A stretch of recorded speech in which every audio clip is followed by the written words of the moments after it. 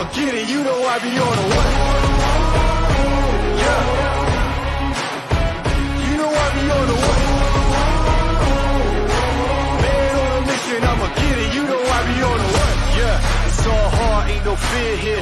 You ain't giving this to all, you steer clear. Never beat, I've been down and I reappear. You got some money on the line, you better put it here. Rolling in and doing that. We've all read the story. The brave hero conquers the diabolical villain and rescues the damsel in distress. But this is real life, and in real life, stories don't always have happy endings. Frog G, the story of a man turned into a frog by a voodoo priestess sent on a mission to kill a god by death itself. Now our hero must roam the underworld to regain his humanity and win back the woman he loves.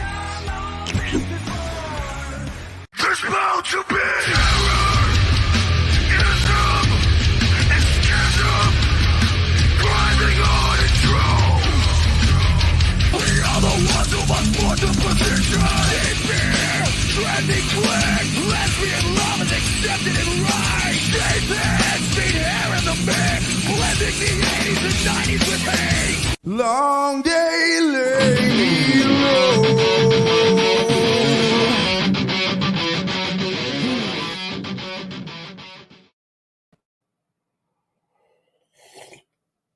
I love it. I love it. It's good stuff right there. That's great stuff right there. You got a little bit of metal. A little bit of metal. You got a little bit of Pedro and Luke. You got some Frog G goodness is what you got going on there. Welcome, everybody. I'm Jason Bascom from Unhinged Entertainment, co-founder of Unhinged Entertainment, co-creator of Frog G, creator of Absolute, all-around handsome and good-looking man.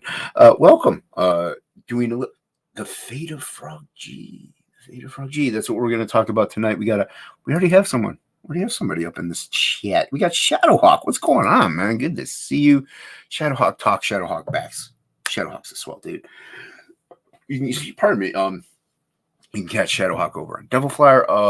We will try to arrange something for not this Saturday, but next Saturday on Devil Flyer. I know Frog G's closing on Wednesday, but we can still. Oh wait, I can't do next Saturday. That's the 19th.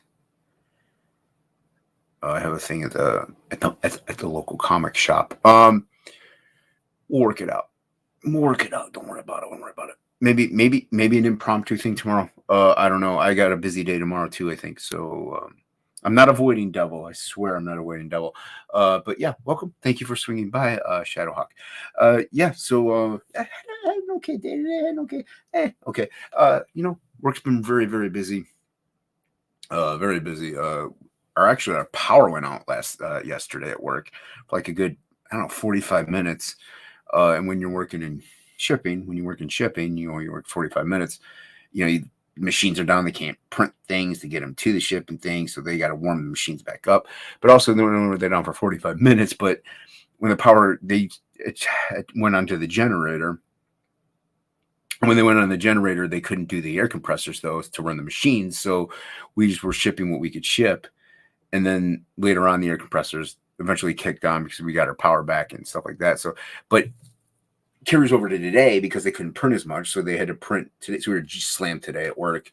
But then, got home and did a quick workout in the garage. I got some weights, some free weights in the garage, and did a little bit. I'm not trying to get swole, I'm just trying to lean up a little bit. The joints are the issue. The ligaments are the issue. The muscles are not. Well, I did tear my bicep earlier this year, but I'm mainly just trying to tone a little, not tone, but just trim up a little bit. And so I worked out and then I ate some pot roast that Mother made. It was delicious. Some delicious pot roast. I do like some pot roast, especially in a nice, cool, rainy day. Tonight was a great rainy night. Good rainy night in Ohio. November's pretty cold usually, and you know what? It can stay like this the rest of the winter. I'll be happy. I'll be very happy if it's this type of weather the rest of the winter. Yo, what's going on, Eric? How you doing, man? Good to see you. And as you're trickling in, people, don't forget to hit that like, share, and subscribe. I have to say that. Yeah, say that. Hey, Papa Cotton, what's going on, man? Papa Cotton. I like that name. It kind of rolls. Papa Cotton. You know what it makes me think of? Makes me think of Dodgeball. Like, Cotton. That's what it makes. I like it. I like Dodgeball. It's a good movie. And I didn't even say hi. I highlighted it. What's going on, Tank Ferret? Good to see you. I was on Tank Ferret a little earlier over at Red Valkyrie. Yeah. Let's see here. Oh, that's right. His belated birthday is tomorrow. I'll try my best to swing by.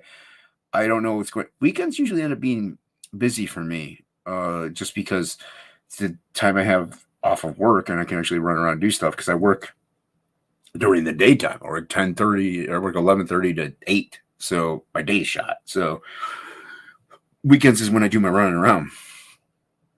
But I will do my best to swing in and wish Rex a happy birthday. Yeah. So we'll figure stuff out, dude.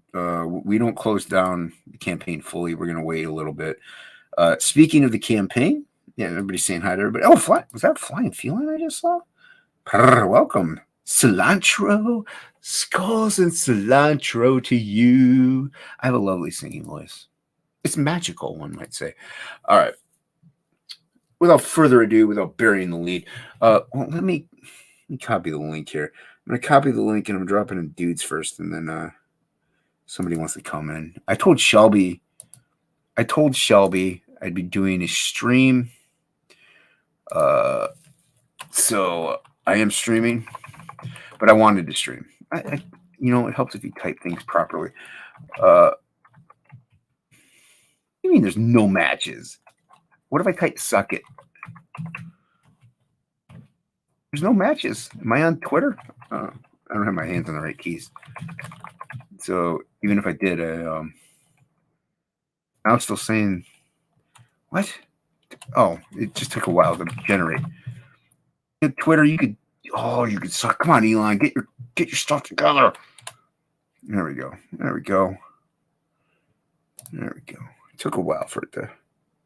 I like that Elon about Twitter, though. It makes me happy. It doesn't really help me in any way, shape, or form, and I don't notice the difference. But I've been gaining some followers. It's nice to see. So we are talking Frog G, the fate, possibly the demise. No, you can't get a frog down. You can't get a good frog down. Frog G, maybe he's up. You should send him the link. You can't get a good frog down. Is that the right one? That's the right one. That's the right one. That's the campaign right there. Look at that. You can't get a good frog down. Frog G, the fate of Frog G. Let me see if he's up. Let me see if Frog is up. Frog. You just type in Frog. There he is. That is the one good thing about this shadow ban, which I have a little news for. That if you type Frog G in Google, or even the Frog G campaign or the URL for Frog G, or you can't type the URL. If you have the URL, you might as well just put it in the thing. But you type Frog G in Google and you come up to his Twitter. So it's we kind of looked out in that regard because people are like, oh, okay. And then they might investigate and see the Frog G link somewhere in there. So yeah, but Voodoo Gods of Magic, Frog G, the story of it. You saw the trailer earlier. You know the gist. You know the spiel. You know the tiny hand, strong hand. You know how it goes.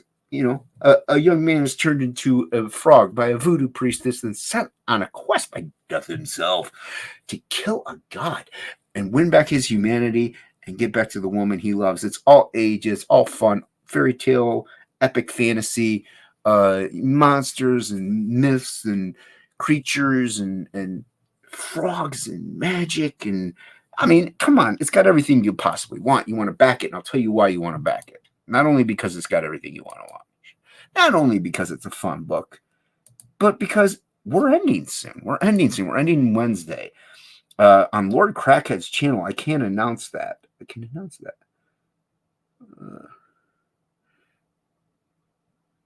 read your name. I need my glasses. Where are they? Right here.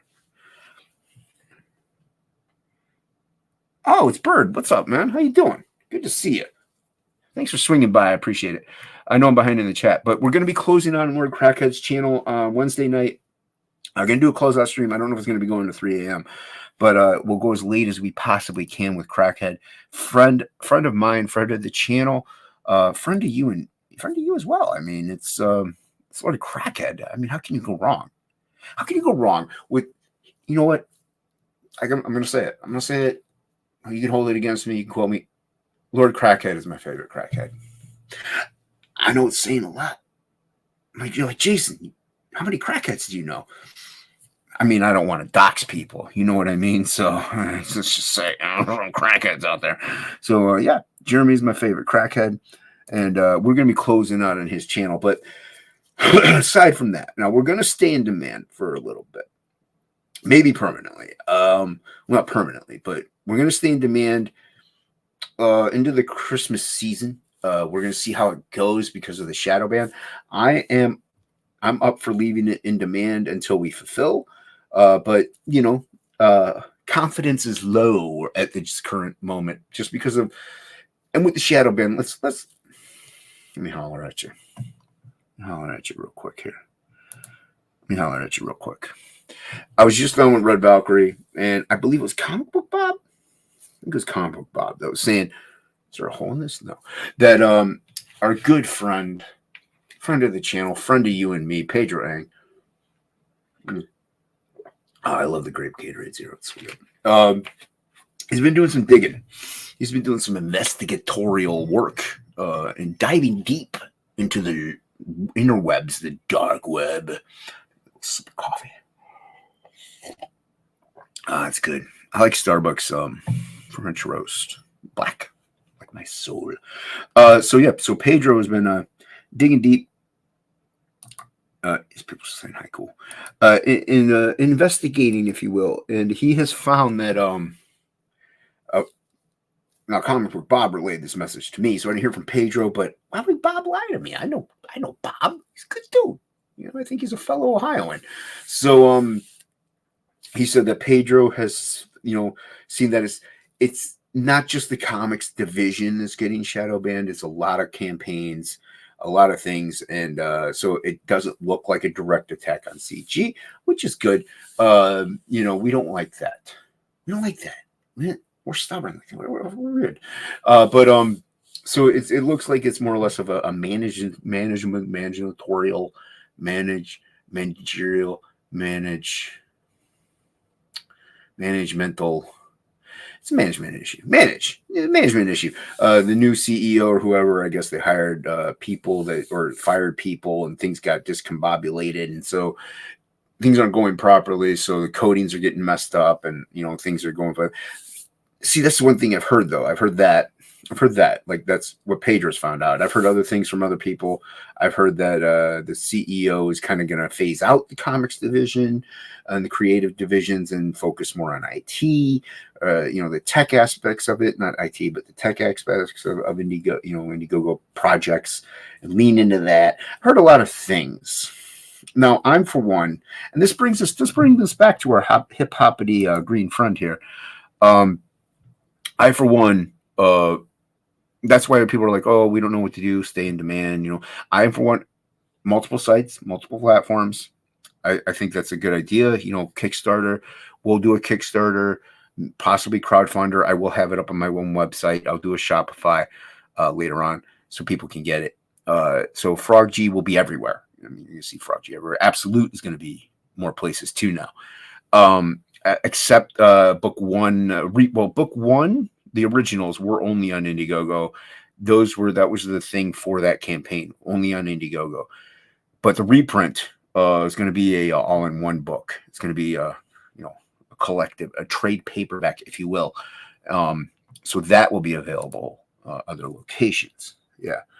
You know why they call? Why do you make me read things? This. Yeah, look what you're making me do. Look what you're making me do, Ferret. You know why they call it Ohio? Because it's high in the middle and round on the ends. You call us fat? You call us fat stoners? You're not wrong. You're not wrong. But It's a good one. It's clever. It's funny. It's a funny guy. Funny guy. Funny guy. No, actually, I don't really like it here. So yeah, so I am for one though with Frog G right now, leaving it up but branching out. Now I know a lot of people they're looking to maybe jump ship on Indiegogo and stuff like that. I'm more of a waiting game kind of. I'm a stubborn man. I'm a very stubborn person. So let's say this is a CG attack. I'm like, well, you don't want me on your platform. Guess what? I'm gonna stay on your platform then.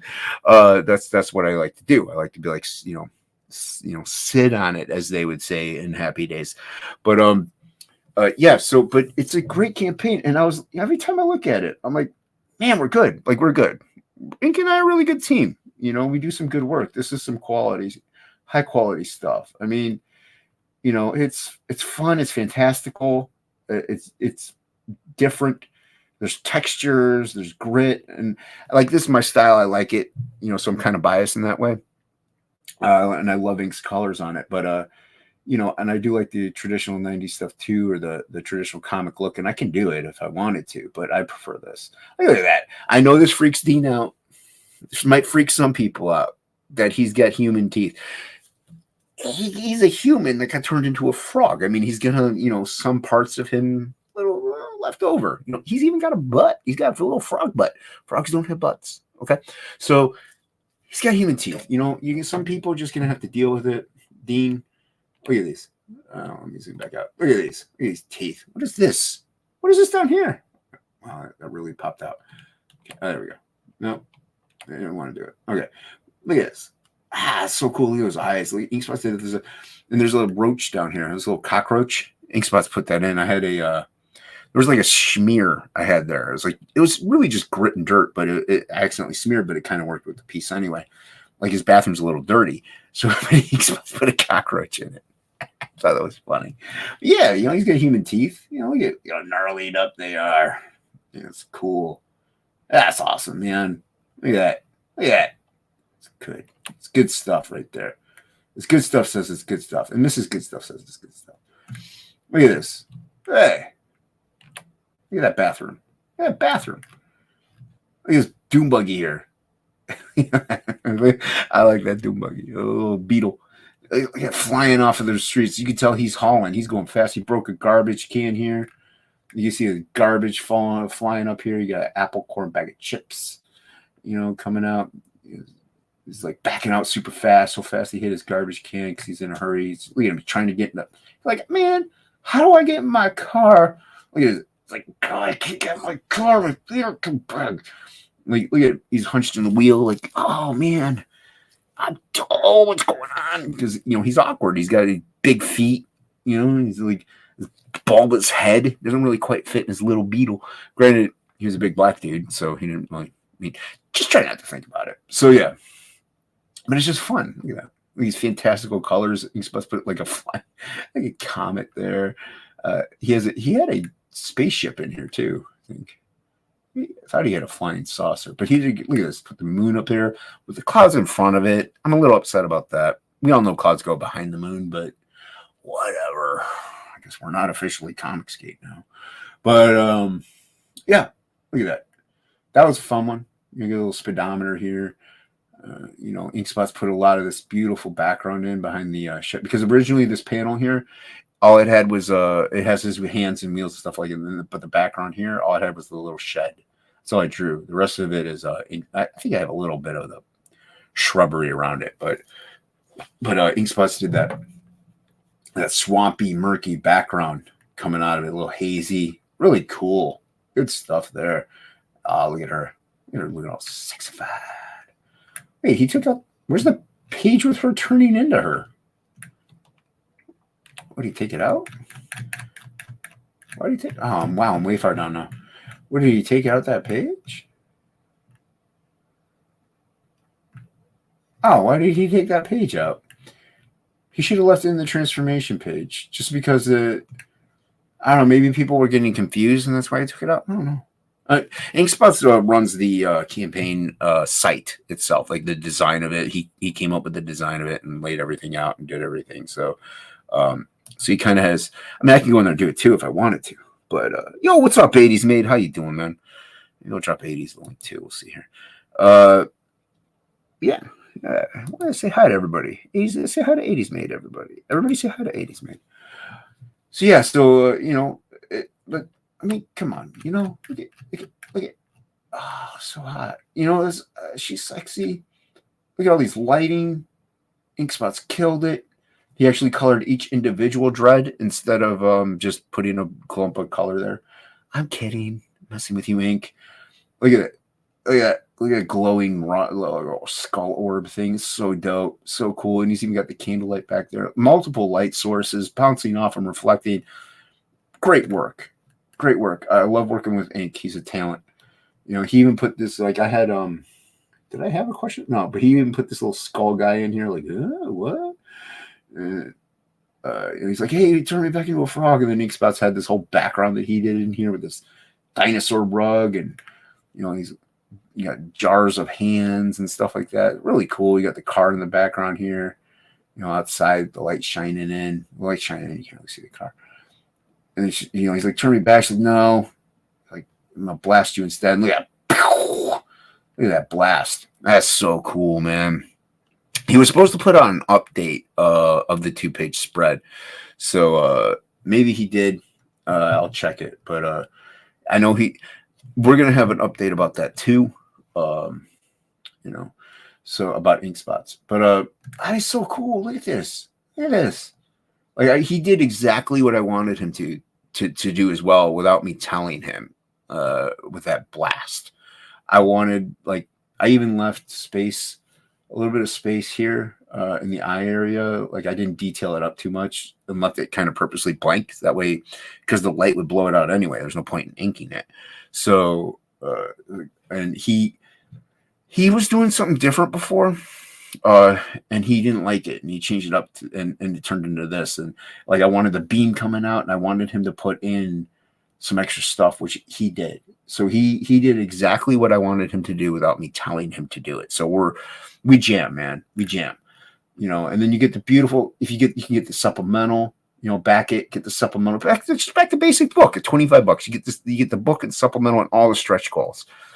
It's a great value for just $25, $10 shipping, I know, but not much we can do about that. So look at this beautiful work by Bar and Yaki, with that beautiful Bar logo up there. This was just killer. Bar is a genius. He really is. He's a top dog. He's a CG king. Well, I don't think he's ever right. Is he ever kings? I don't know. So yeah, and then you get the supplemental. You got Ink Spots, illustrating it, and I'm inking over top of it digitally. So back those tiers. You got that Irene Strakowski cover, and I will show you the almost done colored version of that Billy Basco is working on. You got and we fixed it. We changed it back. You got that beautiful Dan Plagle cover. So good.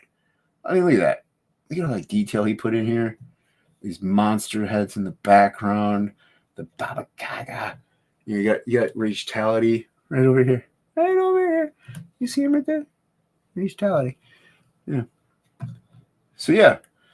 And then let me zoom out. All right. So then the stretch goals. So everybody, if you back the basic tier, $25, just $25. I mean, you don't get this. You can add this up on if you want, but at $25, you get all the stretch goals no matter what. So even if you back the beanie, the beanie doesn't get the stretch goals. I lied to you there, but you back the stretch goals. You can back the stretch goals, I guess, by backing the book. If you back the book, you back the stretch goals. It's that simple. So yeah. So you get the hockey trading card. You get that beautiful hockey trading card. You get the beautiful, gorgeous Dan Plagle trading card, both colored by Ink Spots. You're not going to get that. You're going to get that's going to be a bookmark. You're going to get that as a bookmark, as you can see up here. It's right here. There's that image right there. You're going to get the Chibi sticker. You're going to get a hockey window cling, or window decal, whatever you want to call it. You're going to get a Shelby Robertson trading card. You're going to get a 6 a.m. sticker. You're going to get I thought we had more. Actually, that's a lot. There's quite a lot. So yes, you're gonna get those stretch goals. Or you're gonna get the Luke because Ink Spots is coloring it. He's gonna color it. You gotta get the Luke Alietta Sarnunos trading card as well. I know 80s, you don't like trading cards. If you're still there, I know your complaints. You don't have to tell me. All right. But guess what? You're not the only person back in these projects, man. You're not the only one. So yeah. So then you get your featured tier. You know, you get the all-in-one thing. Great deal. We even cut some money off of that. You get your beanie. Now the beanie does ship after we get it. So if you back it, once we get them in, we're gonna ship them out. So you know, you might get those before January, maybe. We have to see how it goes. So yeah. I'm just gonna say, should I just see? I move my glasses. Hey, yeah, thanks, man. Yeah, you know what? We are trying. We're doing our best on this. I'm gonna be drawn a little bit too. I mean, unless we don't get anybody in here, maybe not. We'll see. But yeah, get the and then you can pick your covers, $25 each. For those, we didn't change this one. We kept that one that way, but you get your supplemental. You go through the tiers, you get your higher up tiers and stuff like that. But the most affordable one that the book wise is the the either our cover or Plague or Irene's cover. I can maybe show you that if I can figure it out. And then let me show you. I'll show you Billy's colors, work in progress of Billy's colors.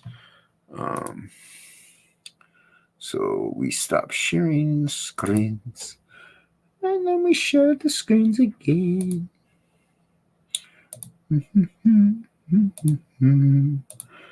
All right, so waiting for those to go away. There we go. So this is the work in progress colors of Irene's cover with Billy coloring it. Look at this. Man, that's good. He says this is about 75% done, so it's almost done. I remember him telling me he'll probably have it done in a couple days. So yeah, go back that because it's gorgeous. And the Plago cover and the Irene cover will be having a lower print run of those. So they're going to be kind of limited, so to speak. So yes, you're gonna want to pick them up, but Billy's just slaying this cover as he's slaying some monsters. You know what I'm like a Frog G just he's like, I'm gonna get you. He got his goat waving in the wind there, vortex behind him. I don't know if it's a vortex, but it's Billy's crushing it. It's looking excellent, Billy. You're doing a great job. Wish you were here. So yeah, let me close that tab out. I'm sorry for that rudeness. So a little bit of update on Ink Spots. This guy. First of all, let me check the update, see if he no, he didn't. He didn't update with the 2-page spread. All right, so Ink Spots did hit me up today. I don't know around what time, but he said that let's just say we have two blind artists on this book now. Apparently he popped a blood vessel in his eye, and there's other things going on with his eyes that he can't see. Like he can't see. He can see close up, but he can't see to drive. He can't see like 5 hours away, or five hours. 5 hours is pretty far. I don't think anybody can see 5 hours away. That'd be pretty cool. I'd love to see 5 hours away. There was a movie with Nicolas Cage where he could see 8 seconds away. Can't remember the name of that. It's okay. It was, I guess it's enough time. I don't know if correct a mistake of some kind. It's kind of like Galaxy Quest with that spinny thingy, and you hit the button, and it wrong time to. I digress. He can't see 5 feet away, so yeah. So he He said it'll heal up in a couple weeks, maybe he'll be okay. He can still see, like, it'll go back, but it's so he's kind of I don't know how well he'll be at, like, to me the main thing is his job because that actually is earning him money. So with him not being able to drive, he can't operate the towing trucks, the dump trucks, and the all this other stuff. So he can't see to do that. He can't see to drive. Can't see to get his money. So and plus he's got a lot of other things going on top of just Frog G.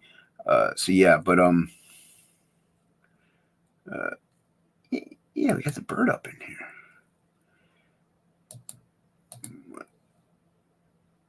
Next. Wait, you don't think it's a good enough topic? You don't think me talking about Inkspot's losing his vision is a good enough? Nah. Next is the name of. I got you, 80s. Thanks, man. Yeah. Well, see, my memory, it comes and goes. So, I get distracted by something, and then I remember it, and then I forget it, and then I remember the topic I was talking about, and next was okay. So it's whatever.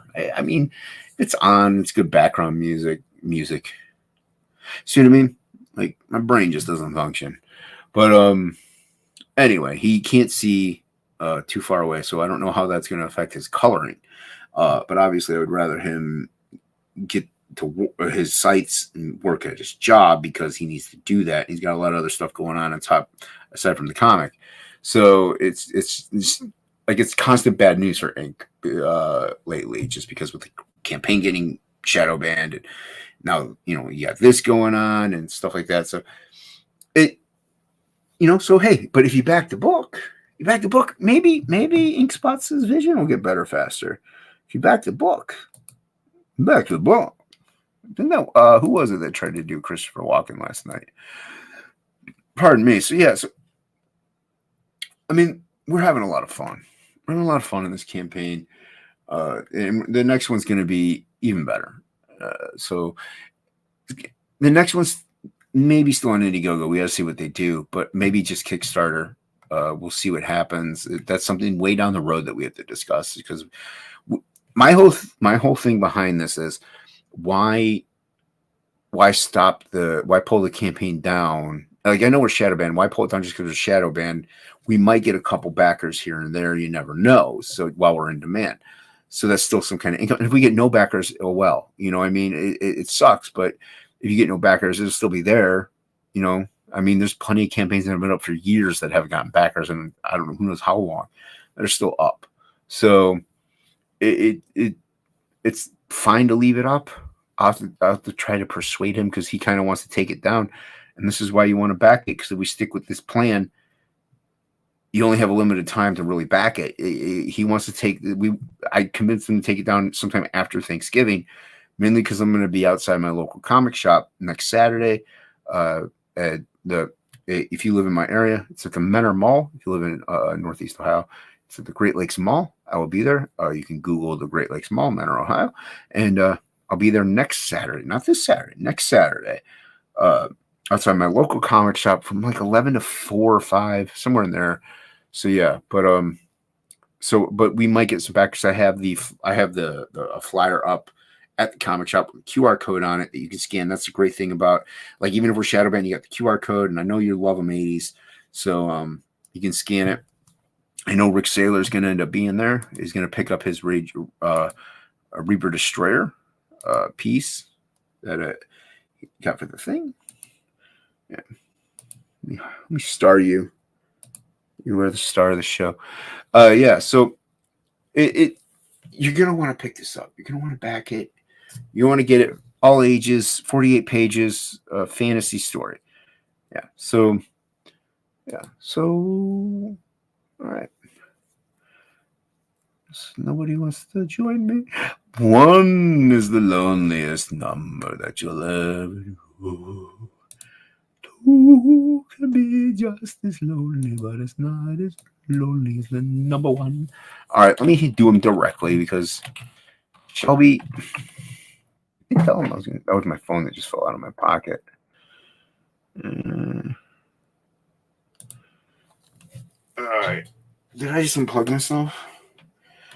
I want to Plug myself. All right. I want to boil it out. Hey, I want to boil it out. Yeah, disconnect myself. I like Henry Rollins. Well, apparently I hit the don't stop sharing button. It's fine. It's fine.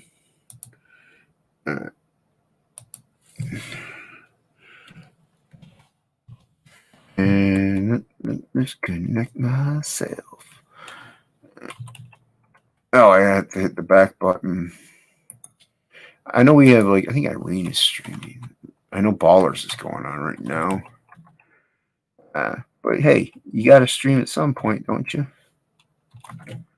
I'll Topicless will be on my channel this Tuesday at 9:15, so I will be streaming then. But I want to do a Frog G. The fate of Frog G, the utter demise of Frog G. It's like I said, maybe we will keep it up.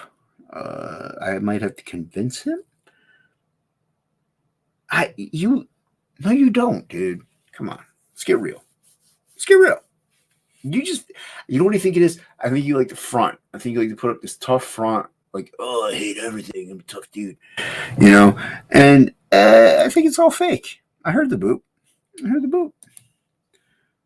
it. Hey, brother.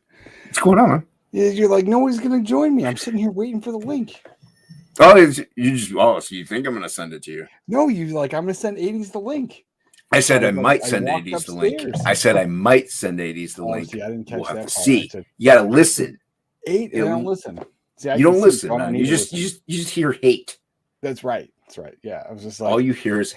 I was like, he's gonna talk about something I hate. I got to get on the show so I can correct him. Sidetrack it into the one thing that I don't hate. That's right. That's right. So Men, yeah, you're talking about that movie Next with Nicolas Cage. Yeah, I like Nicolas. It's okay. It's not like phenomenal. It's not a banger, but it's not horrible. Like if it's on in the background, I'll be like, oh, next. You know. Very true. Very true. I do hate QR codes though. Yeah, I don't hate Next. Just saying. Yeah, but QR codes, man. Like good example of Frog G. It's shadow banned. So better than me just saying, hey, I have a comic called Frog G, but they try to look it up. They're like, they can't. But if I'm like, hey, here's the QR code, they can just scan that and they can find it. Yeah, so, I see what you're saying, but like, if you're shadow banned, do you think people are going to find those QR codes?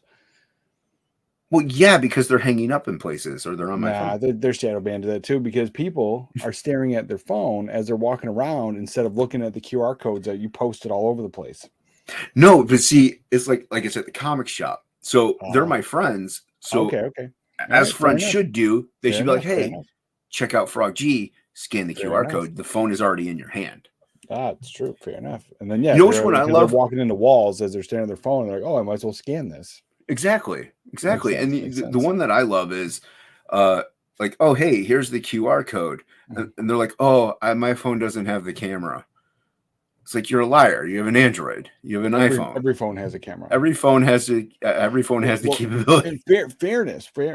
It used to have to use an app, and now it just you pop up the camera and it does it automatically. Yeah, so like that might be where they're thinking, because I didn't realize until I just thought that was, because I'm like, fuck this, I don't need this. This is dumb. But then, like I said, I can't remember passwords, and so I had to sign into my shit for my TV, and it said point your phone at this QR code. So I did, and then it magically worked. So I was just like, whoa. Yeah, you just need to open up the camera. You don't need to download those apps anymore. They might not realize that. But camera, but they might mean app. I can understand if you're like our age or older, like that then. But these people are like in their 20s. Oh, so they just hate you. They just hate me. They just like, I don't want to do it. It's like, well, don't lie to me. Just be like, I'm good. I don't even have a phone. You're like, what's in your hand? All they have to say is, no, I'm good. I wouldn't be offended. I'm like, okay. Yeah, right. Yeah. What's in your hand? That's a sandwich. It's not a phone. Sandwich. Yeah, so you said you got the last Ronin waiting for you at your comic book shop. I've asked him, when does the hardcover come out? I mean, this is a bit ago. I've had this for a while. I just haven't read it yet. That lying sack of motherless goats. It's been here for a while. Like I don't remember when it shipped, but it shipped before my wife got home from deployment. So I know that, and she's been home for like almost 2 months now. What? Wait Yeah, a for minute. real. Did you yourself order it though? Amazon. Oh, see, that's why. Yeah, Okay. Amazon, but they gave it to me on release day. Okay. I don't I know don't know why what they the haven't deal is gotten with your it. comic book shop, but like, Yeah, it could I just got be that something shit. through the shop, through Yeah. Diamond or something stupid. I'd be better off just going to Amazon then at that point because I haven't even cracked open my last Ronins. Like So I I have haven't them. either. Yeah. I'm gonna read it like today. I was actually sitting down and I was debating whether or not to like bust through Kozar real quickly or just start into this because I And finished Noctera and I'm like, I'm in a comic book reading mode. how And then I was got the how notification. I'm sorry to ruin your night. Yeah, you're like, oh, I gotta go live and talk about Frog G. I'm like, shit, can't read now. No, man, you got to listen to Frog G, even though you know Oh, everything yeah. there is to know about it. But Hey, Dean. is Dean here? Yeah, Dean's here. Yeah. There he is. What's up, mate? Yeah. Comics mate. Yeah, one hell of a good dude, man. Looking forward to the embrace. He's all right. I know we're here to talk about Frog G today. He's a little yabby about his own stuff. If you I know what it's all he mean. talks about. He's Yeah, like, that's all he talks about. Ogden, he doesn't even know about. He doesn't even know about Embrace, but I know all about Embrace. Right. Yeah, that's all I ever hear about. And then I'm Dean's great, just like, Embrace is oh, awesome. I'm on the Embrace, everybody. Oh, Yeah, Ogden's evil, blah blah blah. Yeah, I was like, I didn't even know who Ogden was for the longest time. I was like, bro, Dean's got this book coming out, and they're like, oh, Ogden's book. I was like, yeah, it's like, oh, Dean, you're writing and drawing the Embrace. Wow, dude, that's talent. You're a skilled man. Yeah, drawing and coloring, inking, writing. You're the whole phenomenal. 9. Yeah, it's crazy. You're like Shanthan Jetty up in here. That's right. I said, well, that's what happens when you're in Australia. You can do whatever you want. Do whatever you want, man. It's free reign. It's like it's Mad Max. Very true. Yeah, you're like born in the fire down there. There's spiders in your shoes, snakes in your toilet. It's fucking wild. It's a wild world. He says, I can't help but be amazing. That checks out. To each their own, Dean. To each their own. No, yeah, I'm probably better off than ordering it. I'm going tomorrow to the comic shop to talk to him about next week. But if he doesn't have it then, I'm like, dude, I'm just gonna order it off of Amazon. Like apparently my friend got it. I'm like, what am I waiting for? And I've had it for a while. Well, I have the originals. I have the original like comics, and I haven't even cracked them because I don't want to. I'm kind of a collector too, but at the same time, I know the way I have to read them. It would be better for me to read them in a trade, and that way I could just use the iPad. All right, right now it's on sale. For let's see, it was $29. Now it's $24 today. Oh, I like that. And it's on Amazon. And let's double check. Yeah, it was released back in July, brother. That's July 5th. The hardcover came out July 5th, 2022, and you can get it right now. Now, here's the dilemma. Now, I don't know if you order a lot of books on Amazon. Like, it's hit or miss for me because they take this awesome book and sometimes they throw it in the biggest box possible, and then they put like one piece of bubble on top of it, and then it's like slamming around, and then my corners get all janged up and stuff. So this one actually came out really good, and like I had no issues. But a lot of times I have to send them back because I'm like, Amazon, you broke my book, and they're like, no problem, and they send out a new one, and you just got to drop it off to the post office or wherever you got to drop it off. Well, it becomes a pain in the ass, right? That's kind of to me, yeah. That's extra steps that I don't like doing. That's why I love the comic book shop, but this was so easy. Well, not only that though, like I said, I have the originals, so if it gets dinged up, fine, whatever. I mean, I wouldn't care at that juncture. If it was my only copy with the hardcover, then yeah, I would totally care. Yeah, I want that. What happens is like I don't mind a little bit of because you're gonna read this and shit. But what happens is the corners get smashed in, and then the paper starts to peel, and then I'm like, I'm over it. Yeah, dude, I had what was it, a Mobius book come to me, and it was, dude. I mean, that thing was like packaged in like a little box that was the size of the book. Like there was like no padding. It was like what is this? I actually had to order it twice because the first one, you could tell somebody took a pen and just opened it and just took the book. I'm like, that kind of sucks. But yeah, that's not really safe packaging. Amazon is hit and miss with that, with their like you say, they get one little piece of bubble and like a ginormous they're pretty box. good about replacing it. However, sometimes when they replace it, the replacement comes damaged. Yeah, exactly. Then you're gonna just keep replacing. And so I got to take it either to Whole Foods or I got to take it to the FedEx, and those are the two places to drop it off. Which is not a big deal, but it's just like a step I don't have to take, and I'm like, it's an extra step. like I was saying earlier, like the weekend's the only time I have to go out to do stuff. So we're going out anyway. So it kind of almost doesn't matter. But I just want to walk into the store. Here's the receipt. Like it's an extra step. I'm lazy. Actually, it's not that. It's not that. It really isn't that bad with Amazon. I mean, I'm shitting on it, and then I'm like, it's really cool, man. Just do it. Everybody's doing it. No, So you don't have to. You don't even have to. You just take it like it is. You just take the book. Right. You don't even fucking put it in a box, and you Right. go, "Here's my book. I'm returning the shit." And you go, "Here's my Amazon scanner," because they send you a fucking email with a QR code, Right. and they scan the QR code. Nah. And that's it. You walk away. QR And they codes. send that shit to your email, and I was like, I always go, "Give me a receipt," because I don't read no emails. It's dumb. And but yeah, it's pretty easy. But I mean, I do hate it because fuck Amazon. Well, I'm just lazy, dude. I like Me that's too. those are extra footsteps that I don't want to have to walk No, into. I totally agree. So the only advantage is my kid's got a dairy allergy, so we don't use a lot of butter or dairy in the house, and I do homemade lard. So I render it from fat and shit, and I make basically lard to cook with and everything. But like Fight sometimes Club when up we're in out, here. I got to go to Whole Foods and pick up the jars of lard, and so I'm like, oh, I'm going to Whole Foods anyway. I might as well drop off these books. So Yeah, so it kind of forces me to buy something that I wasn't going to do anyway. But Yeah, you're already there. Like us, like we're out and about, and like we have to stop at Kohl's, and it's Right. a department store. Like we never shop there. There's no Right. point. So it's just an extra step that I hate doing. I usually just suck it up and keep whatever I have sometimes. But yeah, I gotta get that so I can read it at least, or at least look at the pretty pictures because I haven't cracked open my originals. Here's the thing. Now, see, so at first when I heard about this, I was just like, something about this sounds familiar, and I couldn't put my finger on it. And when I was like, all right, I'll check it out. But they were like the way they were like advertising this. It was the same shill media that was like, you guys don't like Star Wars, you're the problem. And so it was those same people that were like, oh, The Last Ronin's like the coolest thing ever, and they actually like read like pretty much the first book like live on YouTube or whatever. And it's just they got a big deal with the big companies or whatever. And so I was just like, all right.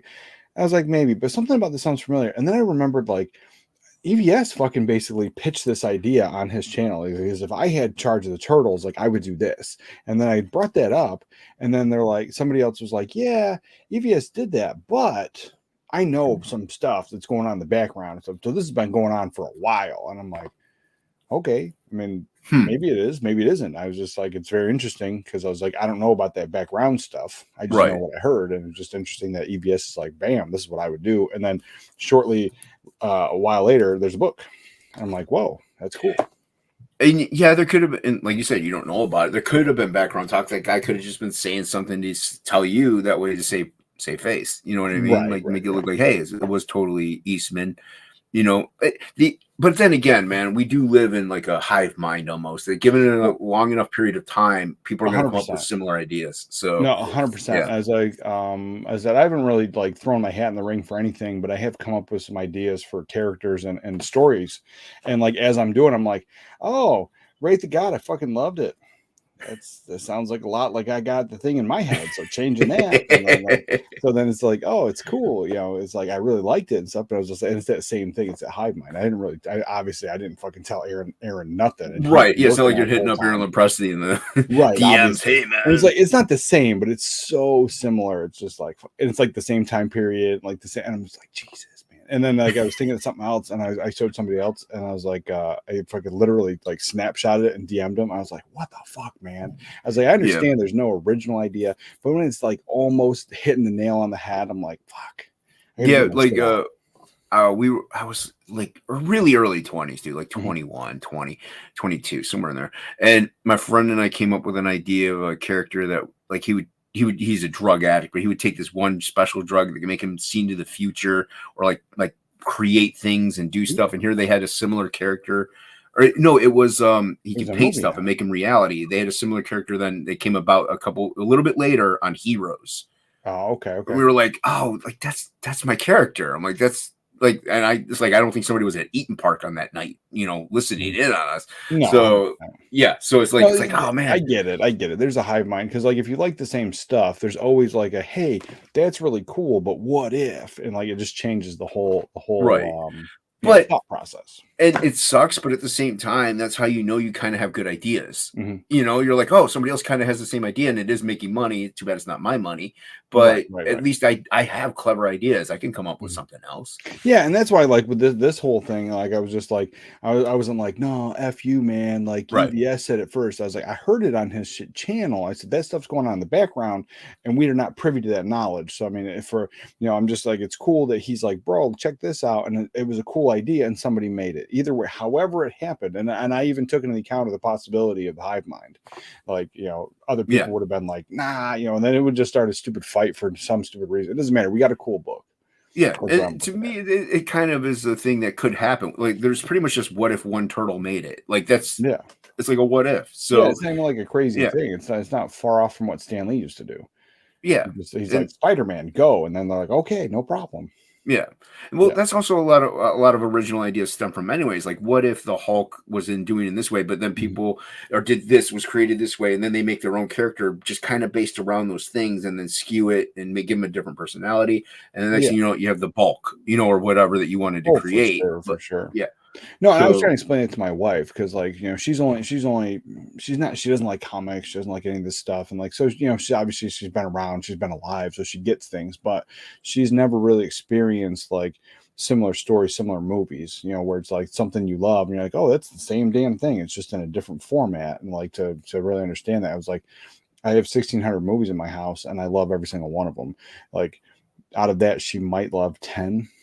right, So that's where I'm at with that. I'm like, oh, I can tell you like 5 different movies that are very, very similar.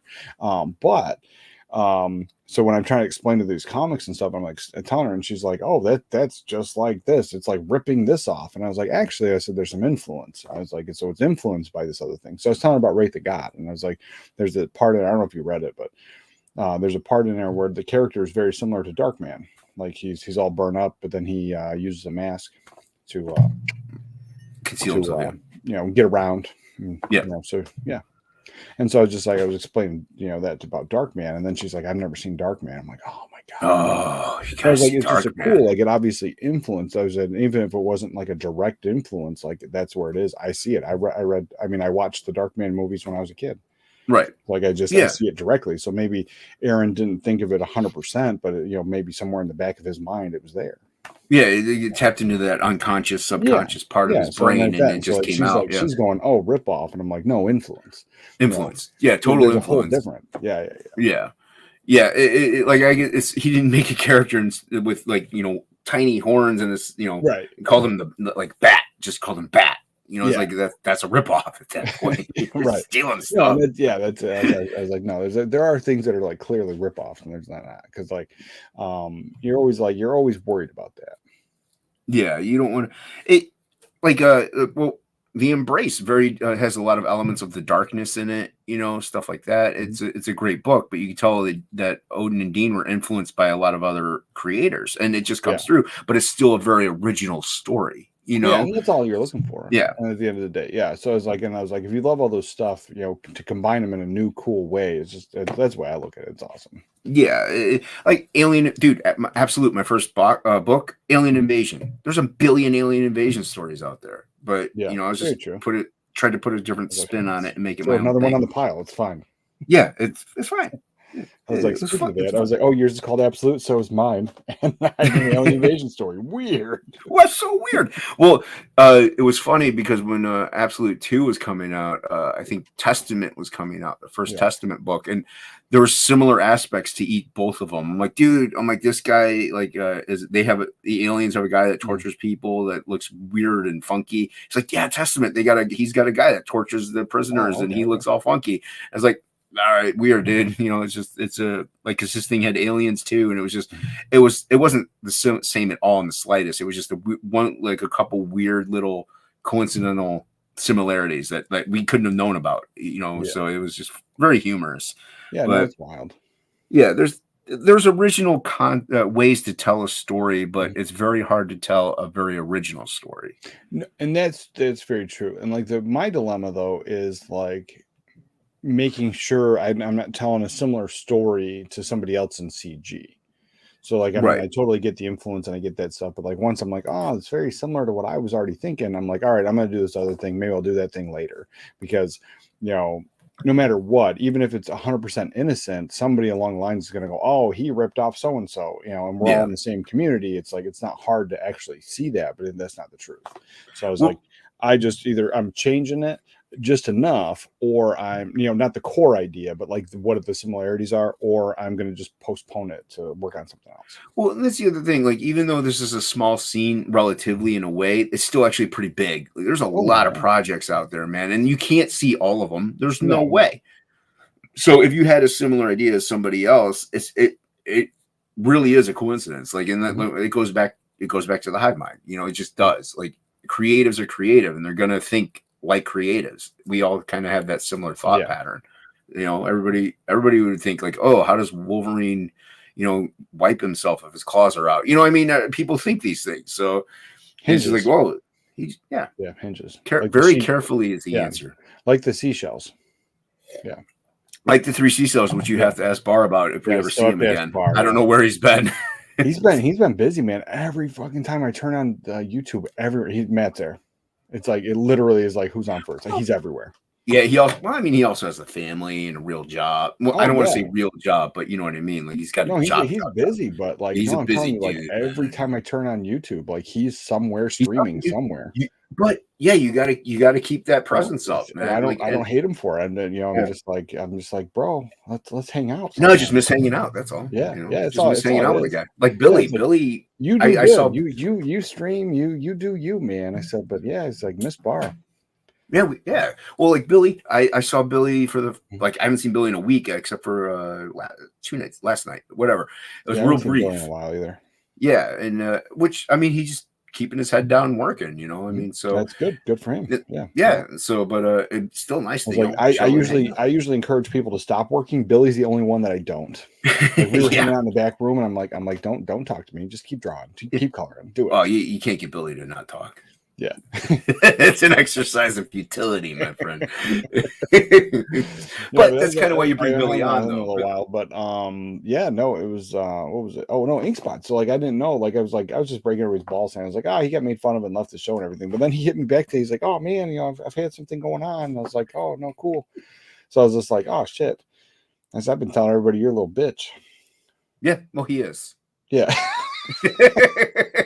I mean, no way around it. It's like, dude, I'm blind. I work. Yeah, he's like, I can't see right now, so I can't go. It's like, oh, well, you, whatever. Like, oh, Jason, I can't see more than 5 feet away. It's like, I can't see more than 5 inches away, pal. So what's your point? Is that like a stop thing, or is that like are you gonna be able one day not be able to draw? Me? I'm hoping it doesn't go permanently, like complete. I mean, it is degenerative, so it could. I could go completely blind one day. But as of right now, I can still see a little bit enough to draw and work and do stuff. So I'm gonna keep doing it.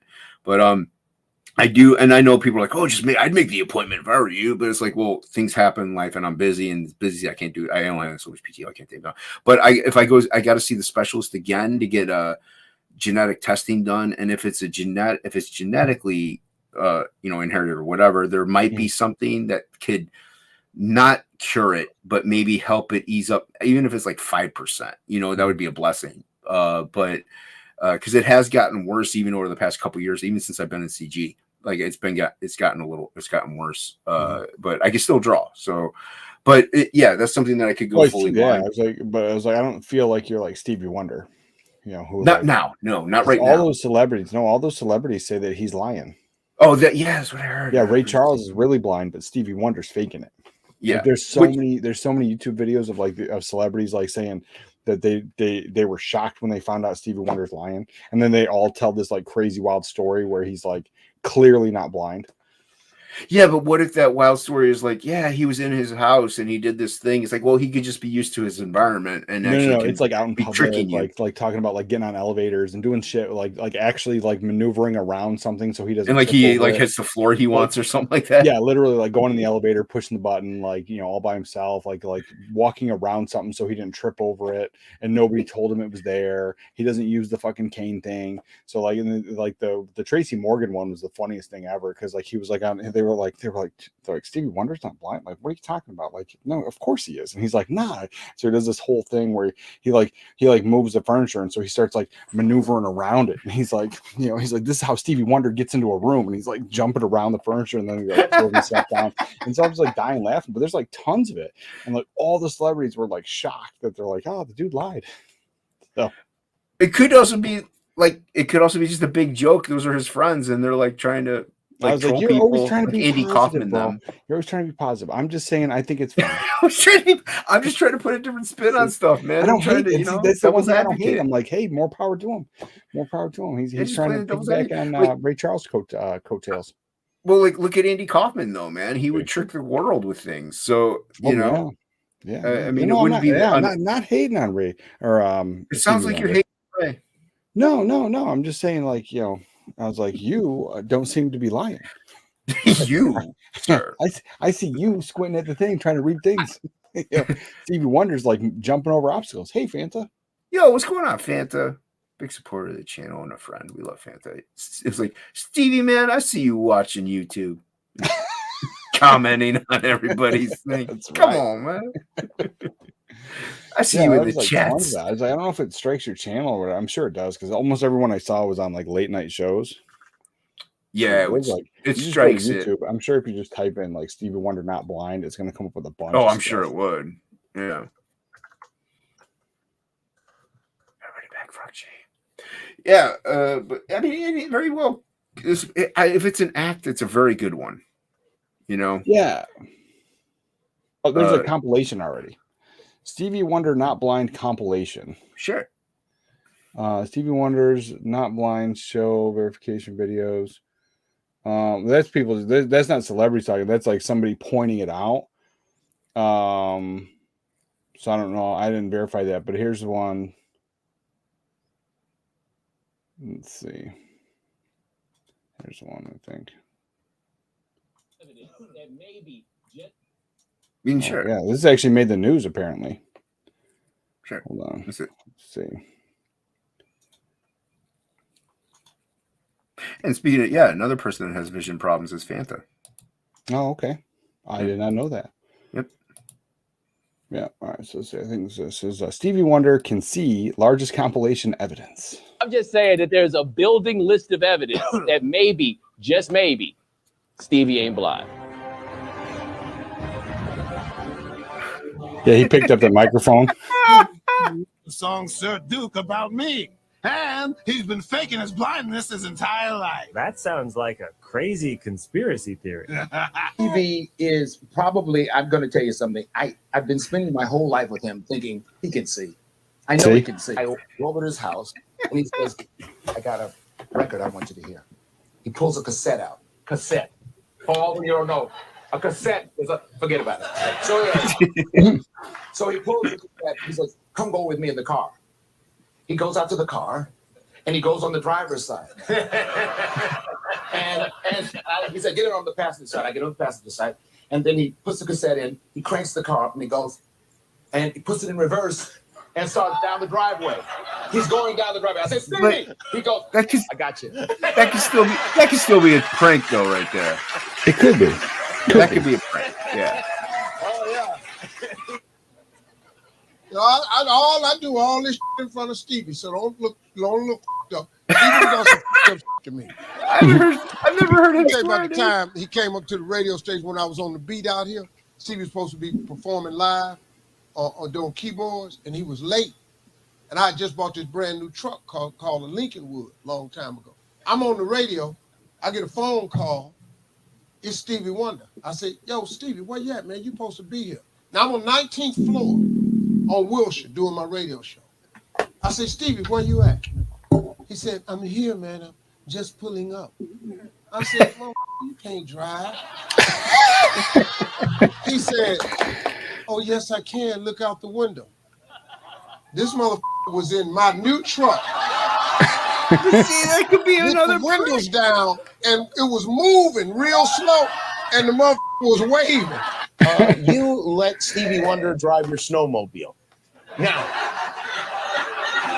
I would have to say, just the part of you owning a snowmobile would be enough for I didn't me. own it. I was at the Caribou Ranch in Netherlands, and I was recording. It was thick snow, and Stevie wanted to go out in a snowmobile. And Stevie went behind the wheel. Yeah. By himself. By himself. I'll tell you Stevie Wonder story, but y'all not gonna believe me. I flew a plane once well, actually twice. How'd you go? Actually landed the plane. You hear that? Stevie just said he flew twice and he landed the plane.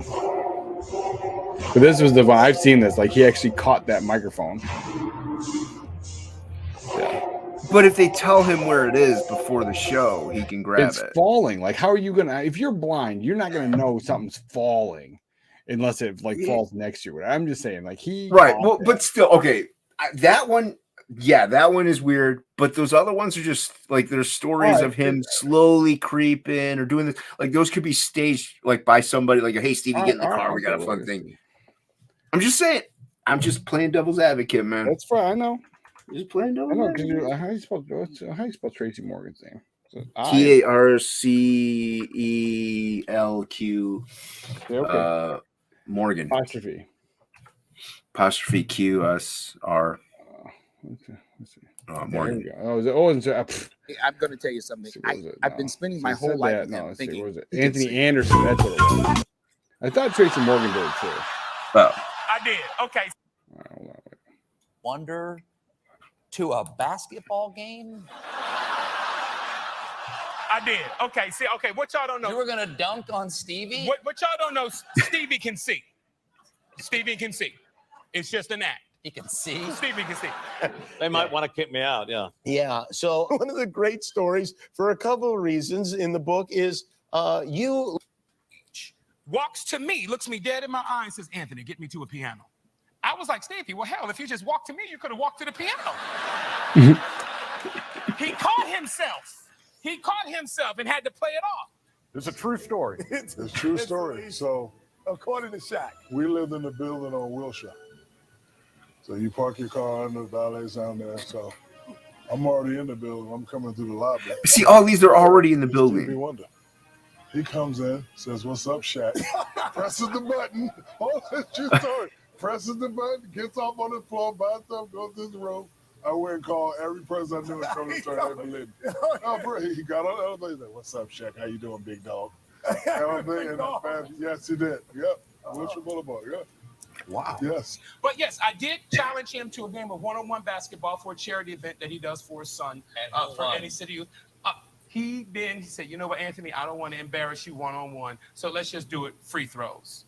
And he won. That's just a story. You can just keep telling a fun story. The Shaq one's weird. Yeah, the Shaq one's weird. I'm telling you, have him on the show. We go out to the car. I'm telling you, I could have swore Tracy Morgan was doing this bit where he's like dodging furniture. He goes in, he cranks the car, he puts the tape in, right? And then he does this. Yeah, you're going to be muted to the Stone Age. I'm not going to say it on TV. Yeah, like the Shaq one is the weirdest one so far. All the other ones just can be easily explained away. It's like if I'm blind, I'm not getting in anyone's car. I'm just saying. Right, but he's getting in their car and he's slowly backing it up, and they're gonna stop him, and he knows it. You know what I mean? So it's a funny joke and prank that he's gonna play on. Yeah, and you might be right. You might be right. You could be right. He could be faking the whole I'm just thing. saying. I'm like, well, even as a kid, like, and I never as a kid where I'm like, oh, he's faking it. But I was like, how are there two blind, like, pianists that are like wicked famous? Like, how does that happen? Like, it's just weird. That is weird that there's odds were two. Yeah, it's very. What's up, Tacoma? How's it Yeah, going, Tacoma. man? It is weird that you have two blind piano players almost at the same, around the same time. At the same frame. time, yeah. It is It odd. was such a weird coin. Not that it couldn't happen. It's just like they became super Well, famous. no, there's plenty of blind musicians. Right. Yeah. And Ray wasn't born blind. I was like, I don't know. Right. I don't know if Stevie was Stevie supposedly was, born blind. but I know Ray wasn't because I watched the Ray movie. This is a good It's movie. My education movies. Yeah, it's freak out mine too, dude. Don't worry about it. There's no movie about Stevie Wonder, so That's right. as far as I know, because he's not really blind. because he's That's not why really they're making a blind. movie. That's right. No point in making a movie. But yeah, they made a movie about Andy Kaufman. Maybe after he dies, then they'll make a movie about how he wasn't really blind and it was all a prank. And Dean says, "Let 80s dream, Jason." Yeah, I like to crush dreams. Wonder is not blind, and that's the life I live. Yeah, but then you're constantly living in a life of conspiracy theories. No, I'm not, because I don't hate it. So I'm just. I'm like, not. it's I don't. fine. I'm You just don't like, have to hate Steve's not conspiracy blind. theories. It's cool. It's cool. He just Like, didn't I wanna tell mean- me. I just figured it out. Shaq told me. I got it. Shaq told me. That's the only one to me that is like, that's Yeah, weird. there were some other ones. Like there's some. That's a compilation. That's a newer thing because I knew about this for Right. years. And so like I just remember seeing like these. You've these been celebrities investigating talk about Stevie it. Wonder for years. No, yes, I've known Stevie Wonder for years.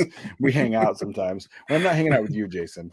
I'm hanging out with I Stevie understand, Wonder. man. I'm second fiddle. We're to just Stevie laughing Wonder. how everyone thinks he's not blind or he thinks he's blind. No.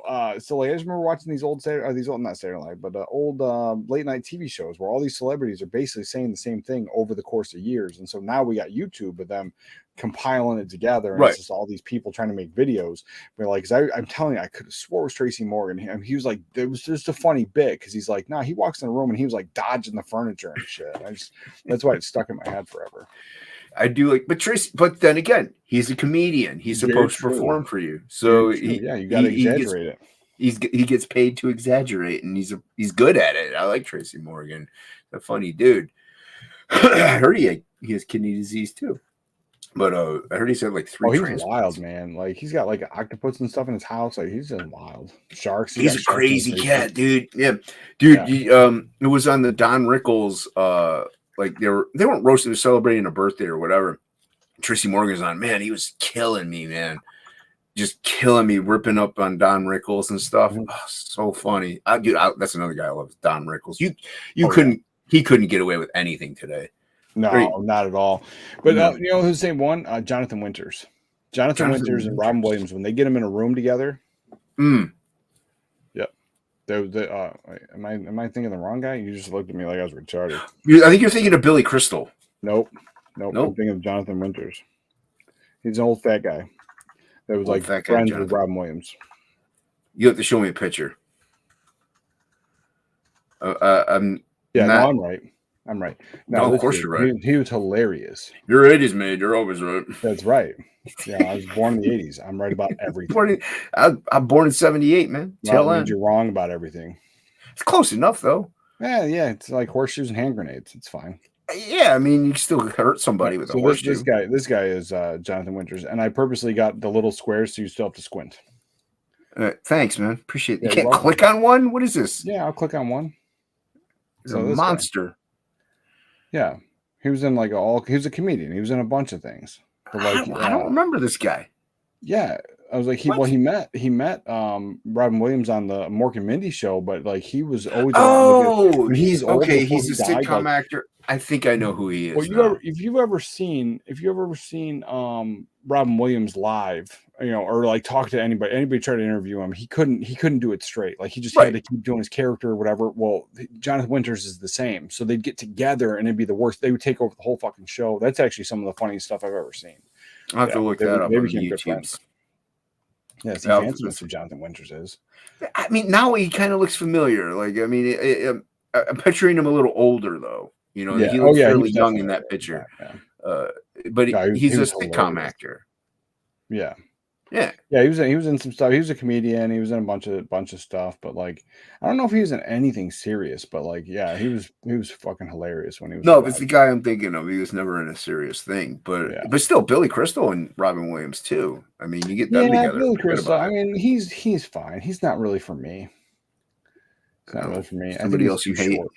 He's too Too short. short? That's your Yeah, complaint. He's like a tiny man. Dude, I don't do well with how tiny tall is men, Billy I'm just Crystal? saying. How tall is Billy Crystal? I I gotta don't know, find he's out. short as fuck. Yeah, but I mean, 'cause I can deal with short, but he's also like skinny. I don't know. I don't know something about him. Wasn't a fan. I don't know. I think I was turned off because everyone talked about how like Harry Met Sally was such a funny movie. That movie fucking sucked. Dude, Billy That's what Crystal ruined it is for me. So like when I see like what was it, City Slickers, I'm like, this movie's dumb. Oh, I love dudes. Billy Crystal's I an can't inch do it because I taller than watched me. Harry Met Sally and I'm like, I hated that because everyone said how That's how what wonderful movie, it is, dude. So it just ruined it Okay, for me. first he's an inch taller than me. I'm 5'6", he's 5'7". Well, so yeah, but you're not skinny. You know, you're plump. fat. I like that. I like my men. I like my men plump. I like the bears. Yeah. Well, no. Well, I did this whole bit because like no, because like Yeah, you Fancy see all likes this Billy modern, you Crystal. see these modern movies and stuff, and they're constantly putting like tiny skinny men as the hero, and then it turns into the sex symbol. Like Adam Driver, there's nothing sexy about that motherfucker. And he's super tiny and he cries like a little bitch when he's in Star Wars. Like he literally throws a temper tantrum and cries. Like what about that is attractive to women? It's not. But then they're telling you that's a sex symbol. I'm like, nah, there's something weird about that. Like when they do it to Jason Momoa, and then everyone goes see Aquaman because Jason Momoa takes his shirt off. I was like, Right. That's why I was in the seat. But I know that's why you were there. Yeah. right, that's why I was there.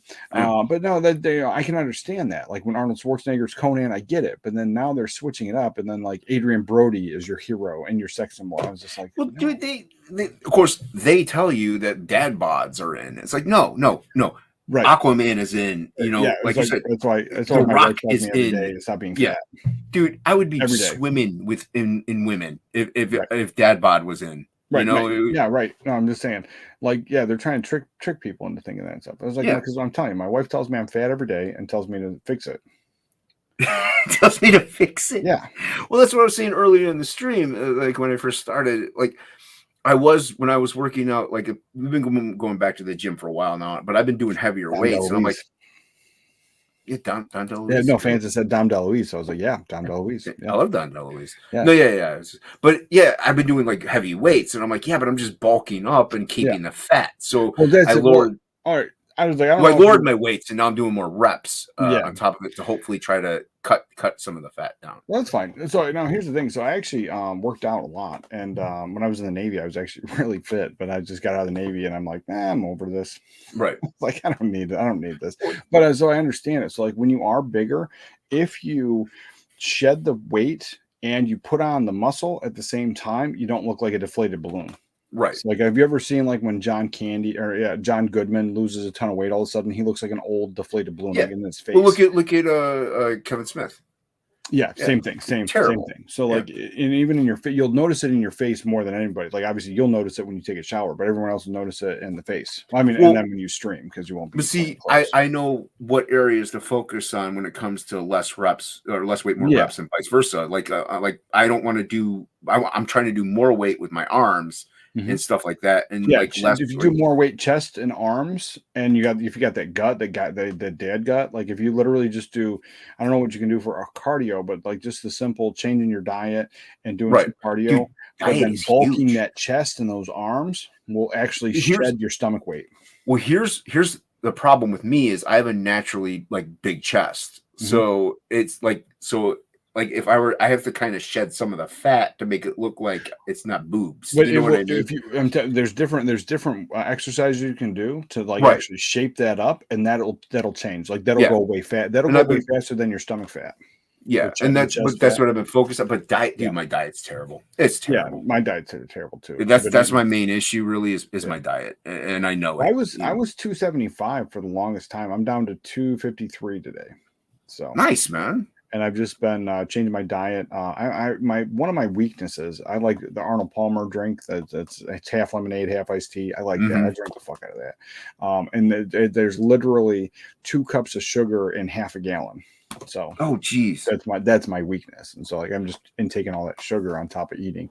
So even if I want to eat healthy, like I'm still drinking that. So I switched. Today is the weekend. So the weekend we have soda in the house, but like all the rest of the time I've just been straight back on water, nothing else.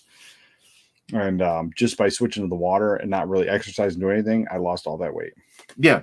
Well, a lot of it is initially water weight anyway that you lose whenever you work out. So, but if you're changing your diet up, you're going to actually shed maybe some actual like fat weight. Well, I see that's the thing is we don't eat out a lot. I mean, we have recently since my wife got home from deployment because it was easier, but like I'm a stickler about cooking at home. So like I do all the cooking. I taught myself how to do it, and I enjoy it. So I try to make meals at home and do that stuff instead of eating junk.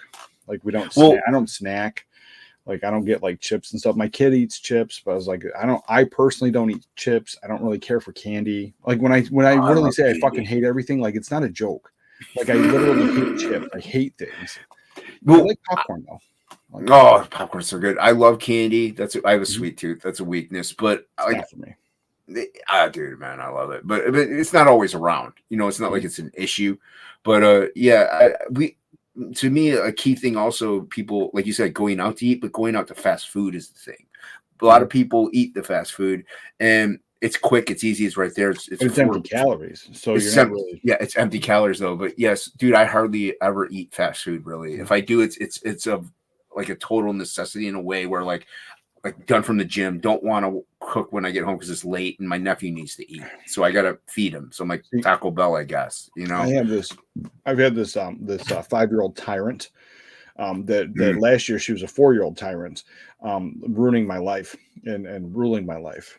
So my wife goes on deployment, and she's decided, and this happened last year too. She goes away for like 6-7 months most of the time, and so my tyrant decides that she's going to no longer like any of the foods that she likes, and she's going to ask me for dinner. I'm going to make dinner, and then she's going to go, I'm not hungry. So you know, at some point you tell the 4-year-old that, well, then go to bed hungry, and you can't. Really. So then at 9:00 at night, when we've refused to eat every single option that there is, we're going to McDonald's at 9:00 at night because she wants chicken nuggets and French fries. Yep. And she was doing that like on a daily basis, where she would refuse to eat anything basically. And then she's since then kicked out of it. But she did it last time my wife went on deployment. She did it this time my wife went on deployment, and she's just sitting there, this 5-year-old, like, I'm not eating. I'm not hungry. I don't care. Like, what are you gonna do? And then, you know, then when the kid's like, I'm hungry, but she doesn't want to eat the shit that you're giving her. And like, you know, it's not like she's 9 where you're like, eat your shit and they fucking go to bed. Like, you know what I mean? Like, It's a whole different story. And when they're like 4 and 5, and it's just like, I can't let the kid fucking starve. So we're going to McDonald's now. And so like, we're eating shit. And so I'm like, well, we're there. I'm going to eat too. Yep. That's how it gets you. Like, I mean, my nephew, he's very, very, dude, he won't even eat leftovers. Like, and he'll do that. He'll be like, yeah, I'm just not going to eat anything at all. But he's 14. And he will do that, though. He will just not eat. Yeah. And I'm like, dude, I can't have you not eating, though, man. I just can't. So, I mean, I do, but I usually make meals that he likes, but he just won't eat the leftovers. So it's like, man, you're costing us a fortune, dude. It's like, it's like I can't make meatball subs and like chicken parm sandwiches and, you know, all this stuff every day. I mean, eat the leftovers, man. Well, see, and that was the thing. So it was wild. So I grew up with that. Like I grew up poor, and so like the idea of eating leftovers and stuff, it changed. And so like I've been with my wife for like almost a decade, and my kid's going to be now 6, my youngest, and so both of them are the pickiest eaters I've ever met in my life. Like for real, pickiest eaters. Like I get that there's things that people don't like. My wife doesn't like it. Anything, and then my kid doesn't like a whole bunch of things too, and then on top of it, neither of them like leftovers. So then so there's been a while like in our house like where I would basically make a dinner, and if there was leftovers, instead of putting it in the fridge, I would just eat it there. So then now I'm gaining extra weight on that because I'm just eating the extras because it's just going to go to waste anyway. Nobody's going to eat them. I'm making a new dinner tomorrow.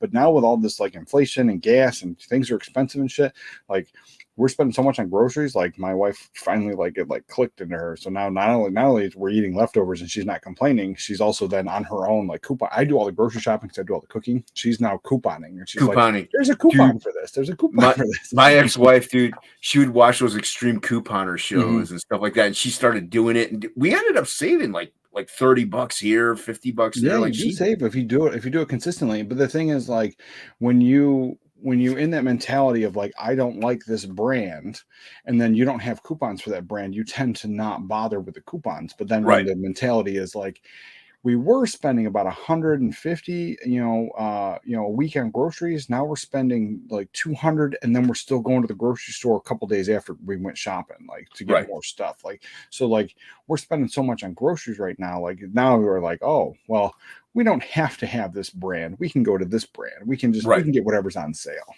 Yeah, dude. And that is a key thing. not only eating what's on sale, learning like because it's the same freaking thing. Maybe there's a minute difference in taste, but it's not so bad that you can't add a Certain little things pepper I will to it. agree with you on. Like there's certain things like most of the store brand stuff is manufactured by the big companies anyway. So like sometimes they'll make it cheaper, and so it will have like you said like a different taste. But like there are certain things where like I'm like a hard no because the store brand sucks, and it's usually cheese unless I'm going to melt it.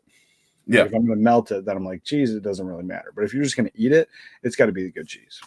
Oh yeah, without a doubt. Yeah, Well, that granted, stuff. cheese is terrible for you, Yeah, but for I real. eat it too, dude. I love cheese. Don't get me Yeah, I'm a wrong. big fan of cheese, and like that's Yeah. the thing. The kid with the dairy allergy, like we have no problem cutting milk out of the house. Like we don't. I've not bought a gallon of milk in 5 years, like because like we don't need it. Dude, I haven't drank milk in years. But- I mean, we have it. I just haven't drank it. No, we don't have it. Like I do the almond milk, because I do smoothies and stuff. Oh, that'll explain your lust for men because that's filled with soy. That's so much soy. Actually, I actually switched from the almond milk to the soy recently. Yeah, that's what it is. Straight, you're just gonna inject soy. Straight soy. I'm just fucking right Straight in the soy, veins.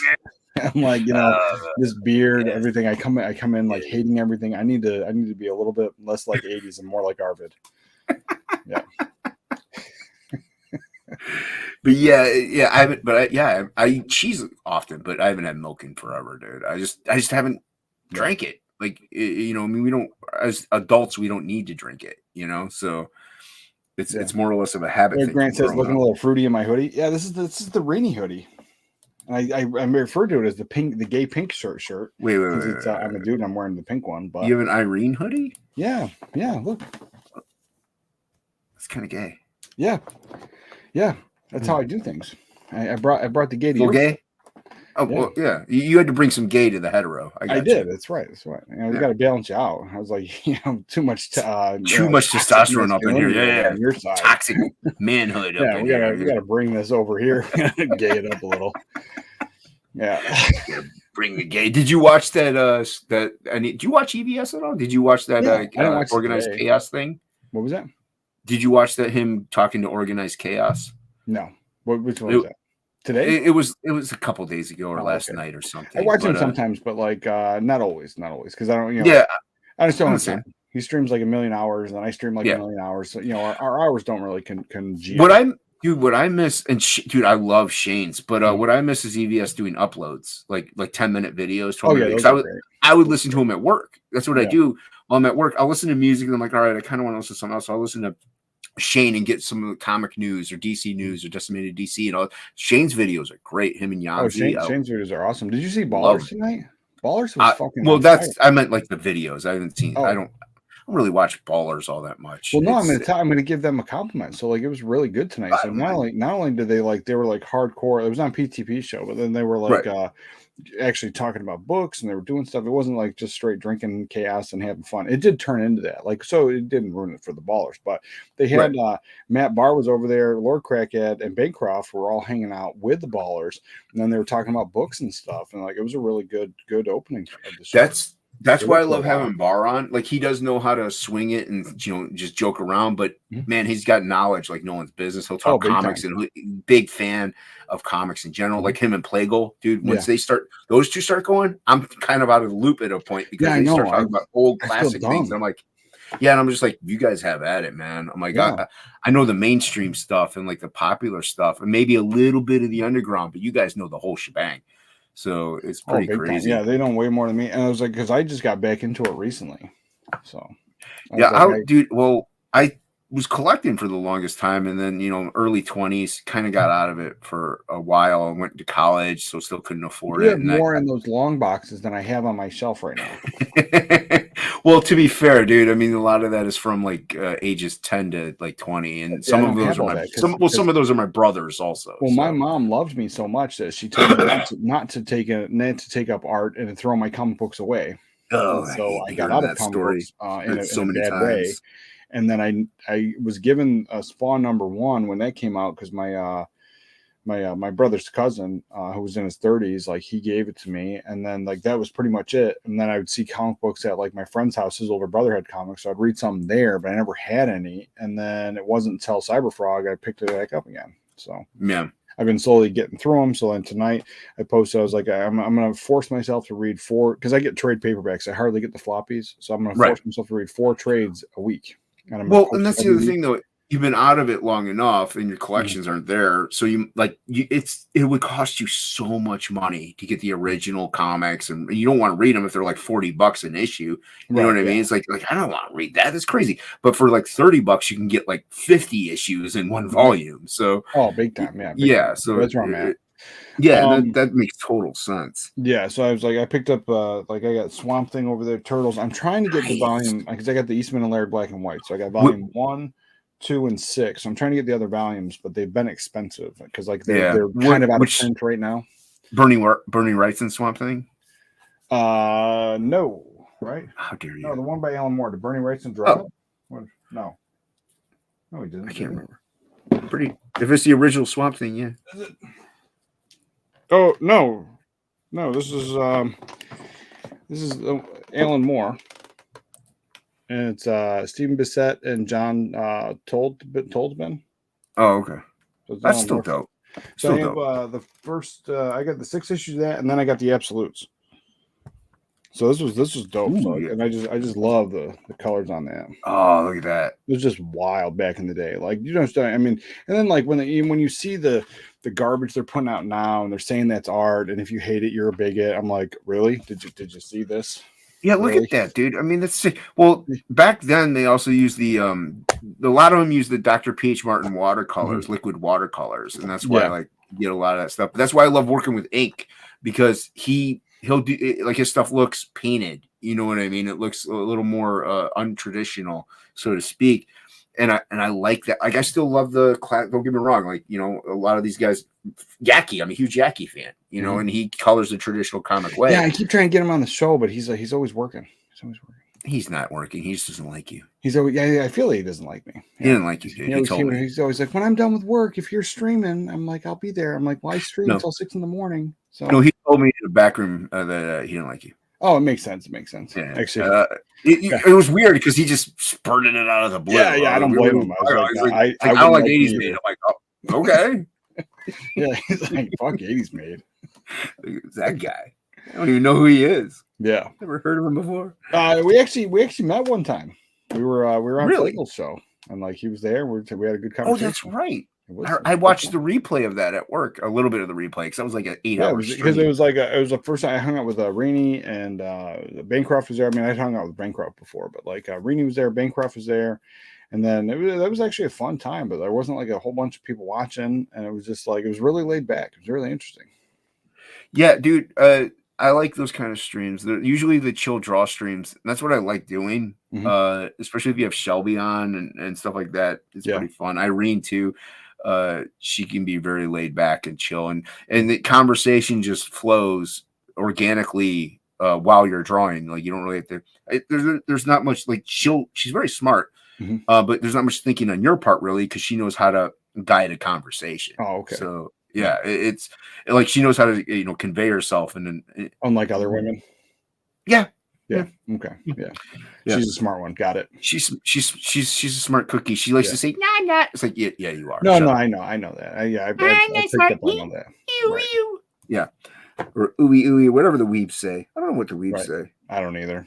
I just know that they start trying to talk that weeb stuff on my show, and I'm like, get out of here. It's not for me. I mean, like there's some manga or anime I like. I only bought a few manga stuff through CG. Like that's my first few. I don't have any manga. Well, Fiendish is kind of a manga. All right, well, I have Fiendish. I only say kinda because it's really not in traditional manga format. It's not black and white and it's not backwards. So right. And it's also there's a little bit of an American style in there. Like you know what I mean? It's more like a 90s Roger Cruz or Joe Mad type feel to it. Yeah, so, that's like Robo. So like he's got this, he's in the Philippines and he's got like an American, anime style. Like he's got he's got his feet in both worlds. So his style it appeals to both audiences, but it doesn't like put one off over the other. Like there's people that literally like die hard. I don't like manga. They're like, oh man, his art is sick. Like it does that, but you can look at it and go, I see your influences. Yeah. And I actually did do some airbrushing for a while. Actually, I love it. It's fun, but after my depth perception got so messed up, I can't do it anymore. But It's a lot of fun. It's just expensive. It's What are you really talking about airbrushing? What are you talking? I'm confused. Are we talking about the same thing? Oh, there we go. I really want to learn airbrushing. I was confused. I didn't know what we were talking about. it's okay. It's called the chat. There's a chat that's over but there. you didn't say, hey, like, you know, Takomi says I want to learn airbrushing and have that conversation. You just said it like you were saying it to me, and I'm like, bro, I don't know anything you're talking about. I don't read the chat. That's okay. I really don't usually either. Well, I don't read the chat if the chats are like this. Yeah, because that with the way I read Yeah, have you that seen right there is Ghost in the way too Shell? long. Yeah, I was like, you asked Jason if he's seen anything. Thanks. Yeah, I mean, like I could read that. That I can read. Naruto. Yeah, I only know about that because that's how D-Wag runs. There's like but it's mainly like Akira or like Vampire Hunter So D. everyone has suggested anime to me because like all the nerdy shit that I'm into, and I have literally gone begrudgingly. Like I'm like, no, I don't want to. Ninja Scroll. Everybody talks, and so here's my thing. So here's where I'm at with anime. So I didn't go in against it. So when I hit like as a kid, I watched Voltron. Obviously, that's right there, Obviously. right there. Anime. I'm in 80s Voltron, 100%, and I loved it back then. Right. Then there were some other ones that people were like, yeah, that's kind of anime. So I don't know if it is or isn't, but they were saying I think Thundercats might be anime, might not be. I don't know. I don't It's consider got it, but go influences. ahead. I feel like it's like Thundercats is like it's like Raimi's drawings. It's like half and half. That's what I Right. feel like. Yeah. However, so then that was pretty much it. And then when I joined the Navy, there was this kid that was like, they were all in this like wow and all this anime and all this weird shit and like tentacle porn, and they were always showing me weird stuff. I'm like, I don't fucking want to know anything you guys are doing all the time, because like when I went in the Navy, I was older. They're all 19. I'm like 27. Oh, So yeah. so I'm older. I had 2 kids by that time, or 3 kids by that time.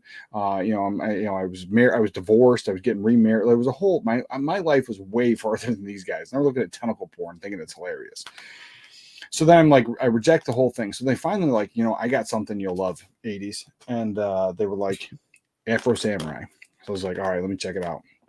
I fell in love with it. Sam Jackson, Afro Samurai. I get it. Well, And I get that. I don't think it's like really anime. I think it's like American stuff to be It's kinda really like not anime, in my written opinion. for Sam Jackson. So I was like, I Yeah. was totally into that. Tank says G.I. Joe is my favorite anime. Yes, it makes sense. I don't disagree. It's an animated show. But Yes, that's about right. That's what I was as far as picking up. animated as it gets. So I really liked that Afro Samurai. So I got that, and then that was it. I was it. There's no more anime. All the stuff's kind of weird, and then obviously the new direction with every kind of art, everything new, modern. I'm rejected. If it goes past 99, it has to be a hard sale, or it has like very few things past 99. I'm like, okay, that's fine. So I was done with it. Now starting this YouTube channel, like everybody comes in, they're like, you gotta watch this, you gotta watch this. So I've given some things a chance, and every time I give something a chance, it's so fucking weird. And like, what the hell was it? Goblin Slayer? I'm watching it, and the first 5 seconds is this girl gets gang raped by goblins. I'm like, Jesus. Now I own this thing, and now I feel obligated to watch it, but I'm not gonna watch it right now because I'm like scarred by the first 5 seconds of the show. So I'm like, this is not for me. Well, okay. Ninja Scroll does have a little bit of messed up stuff, but it's in the mid of a thing. It's not I goblins. don't It's mind actual mess human up stuff, beings. but when that's the first thing that's like right Yeah, out the that's gate. it's not right away. Yeah. Street Fighter 2 has an anime that's so good, dude. Really? Maybe I'll check it out. So- Well, I bought Akira and Ghost in the Shell because everybody and their brothers like, you gotta get those. I And so like I did. Akira. And I start watching it, and I'm bored. So I'm out. So I've got them. They're sitting up there. I haven't really given the chance to watch them, but I did pick up some anime for my kid. And I got her the Studio Ghibli stuff, and she actually loves it. She loves Princess Mononoke. She loves those are good. She loves all that stuff. So she's really, really into that. But yeah, for me, I'm just like, man, whatever. So I've picked up a few anime here and there, and I've tried to give it, and every time I'm just like, what the fuck? I can understand you seeing Akira as it's a slow burn. It's a slow burn, but once you get more into it, like it starts to get whacked out and Well, I don't crazy mind and a slow fun. burn. I don't mind a slow burn. Like when I went to try to watch it, I was just like, I'm bored and I'm out. And then I was like, same thing. Like somebody's like, hey, you want to go live? I'm like, yeah, I don't want to watch Akira. And I just haven't picked it back up. Akira. That's the first time I've heard anybody say that. I'd be like, nah, dude, I'm watching Akira, man. I can't. It's too good. Yeah, I was like, What's up, Brian Cardinal? I was like, everyone thinks it's an act. It's really not. I really do hate it. No, I know it's not an act. you know, you just know it's not. But yeah. I mean, and I get certain things, but oh man, those ones are so good. Like Vampire Hunter D, so good. Everyone keeps trying to give me that one too, and I'm like, I like vampires. It's that world's cool to me. That's why I was like, I love the Prestige story because it was like werewolves. Next, we're gonna do vampires. Like I'm into that stuff. But like, I don't know, man. I don't know. Right. Yeah. Most is based off of a manga. I mean, there's a lot of anime I haven't seen. Those are just the main ones, and I don't really get. So what I did like, I have liked some of the Americanized, you know, because I'm kind of a bigot when it comes to stuff like that. I was like, anime, nah, give me the American version of your anime. Goblin Girl and Rock and Roll Ninja. I'm here in the back. Were you talking about One Piece? Hey, oh my God, you with the One Piece. Takes care of that right away. Hey Billy, yeah, Billy was What's up, one too. Billy? He's like, bro, you gotta watch. Dude, this. I was in the other room, and like my ears all Piece started is getting so hot. good. I was like, man, I heard you talking about I some just said, anime. Billy, I said I haven't hung out with you forever, man. I sent you the link. Maybe I Yeah. did. Maybe I didn't. I don't know if I did or not. Maybe I didn't. Actually, you know what I'm saying? Because I think I sent you the link, and maybe I Yeah, haven't. Billy's here, everybody. So, but Finally. anyway, I wanted to hang out with you like live on stream and stuff. So I thought they sent you the link. So maybe I didn't. So I'll just put the blame on me today. We hung out within the last week. Like this week, though. I think it was last week we did hung not out. hang out We this didn't week at all. No, not this week. Well, yeah, but it wasn't live. It was in the back room, and then you were trying to like sell me on One Piece and Star Trek, and I was done. Everybody in the chat is very excited to see you, Billy. That makes No, sense. I I'm swear to excited to see God- Billy too. No, I swear to God, I came on. Well, I a know li- you are. I swear to God, Yeah. I came on a live show just like within like the last like That 10 mine. days. That mine. 10 days. Yeah. Did we end and then Plagle showed up as we were ending?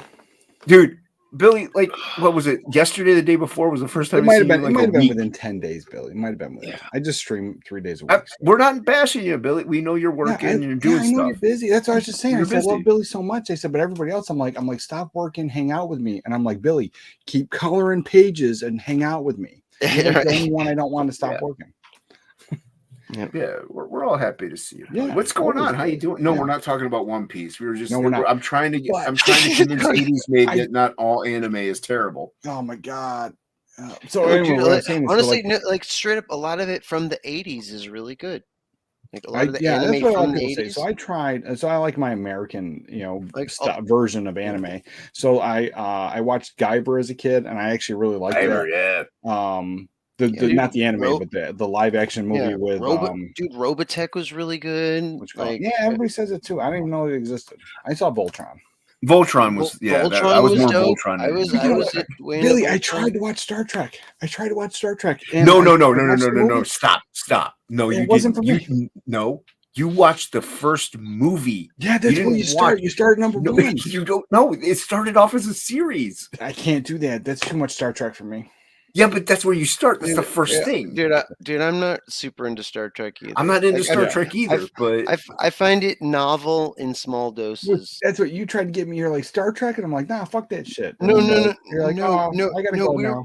No, because we were just talking like esoterically about like how the Empire.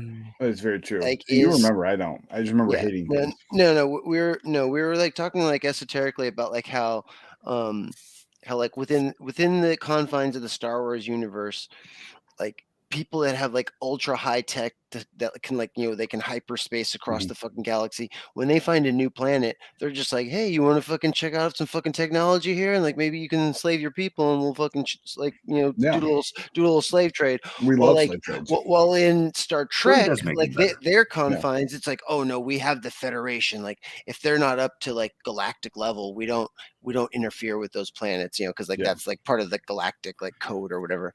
And I'm just like, it's so weird that like not only are they like completely different aesthetically, but like they even within the confines of their universe treat how they deal with extraterrestrial content like yeah, but I completely never differently.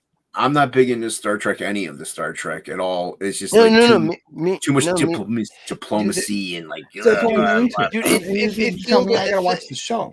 Dude, it feels Right, like because I'm telling you that's where it starts. It filled a Nah. tiny niche when I was in my teens, where it was like there wasn't much cool sci-fi on TV, and Star Trek: The Next Generation was like kind of cool. Yeah, and it was kind Well, of that's sci-fi. fantasy. Well, your argument falls apart when there are diehards that will refuse to watch the prequel trilogy in Star Wars. They watch 4, 5, and 6, and those are their only Star Wars that they watch. So if you're like, you got to start at the beginning, you have to watch Phantom Menace. Yeah, but but those were the beginning because those were the first ones. They were the Phantom first Menace- movies, but they were not the Phantom- first part of the I story. know. And he knew he was gonna No, tell but they story were in the middle. first one. Star Yeah. Trek Episode 1, Series 1 was the first one. But You the talking about movie Kirk? is the number one. Talking about with I'm just Kirk? saying, it just Kirk can't or work. the other guy, it doesn't matter. But I'm just saying that's like the pilot. That's the first one. A New Hope was the first Star Wars. Yeah, I see Yeah. your perspective, but Phantom Menace is number one. That's not my fault. I'm just saying, see, that's not my fault that it came out later. I was like, I'm over it.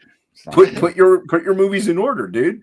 That's not my I fault. was like, Put your move. yeah, George. You know what? Just you messed fucking things up. collect it all up, grab a Uh, bag if you need like handles for it, and get your shit together. Because I'll say, public guy, I fucking hate Star Trek. Yeah, me too.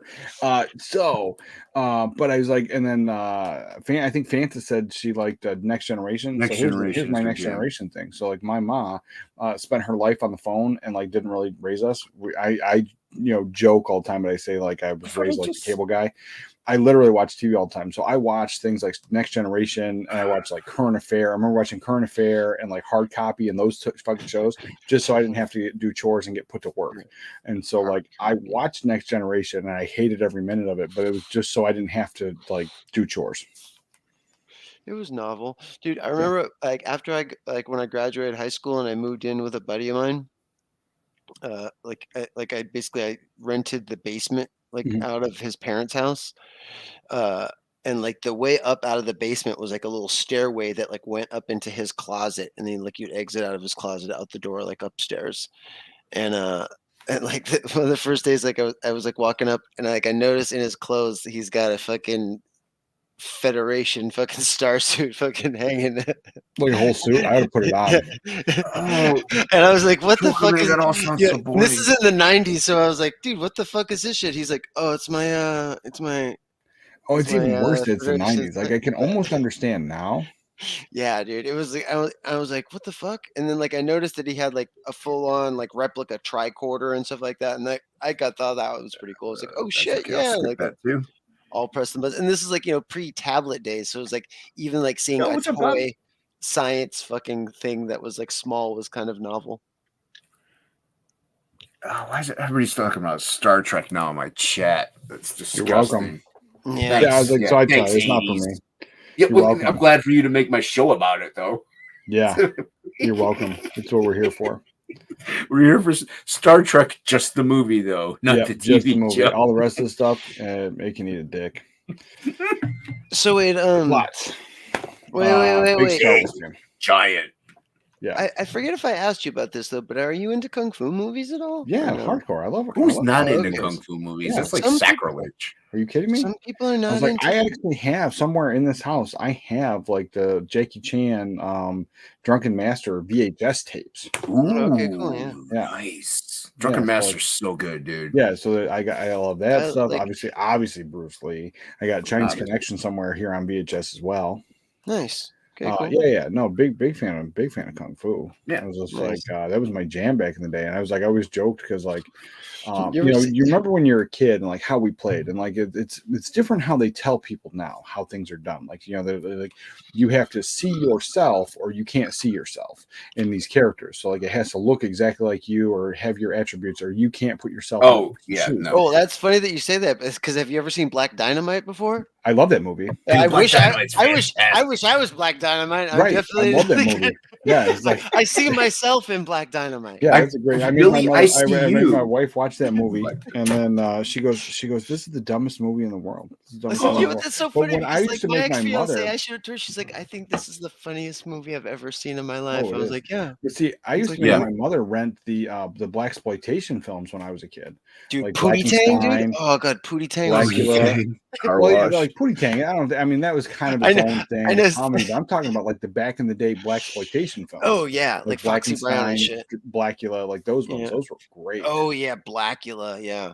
Those were fun. So like I was into all that stuff, but yeah. No, like Black Dynamite was awesome, that type of stuff. But like no, when I was a kid, like I used to remember because like I would watch these kung fu movies. Like nothing about me is Oriental, but like and no, I still don't know. I don't know. You kind of strike me a little. Yeah, bit. especially with that sweater.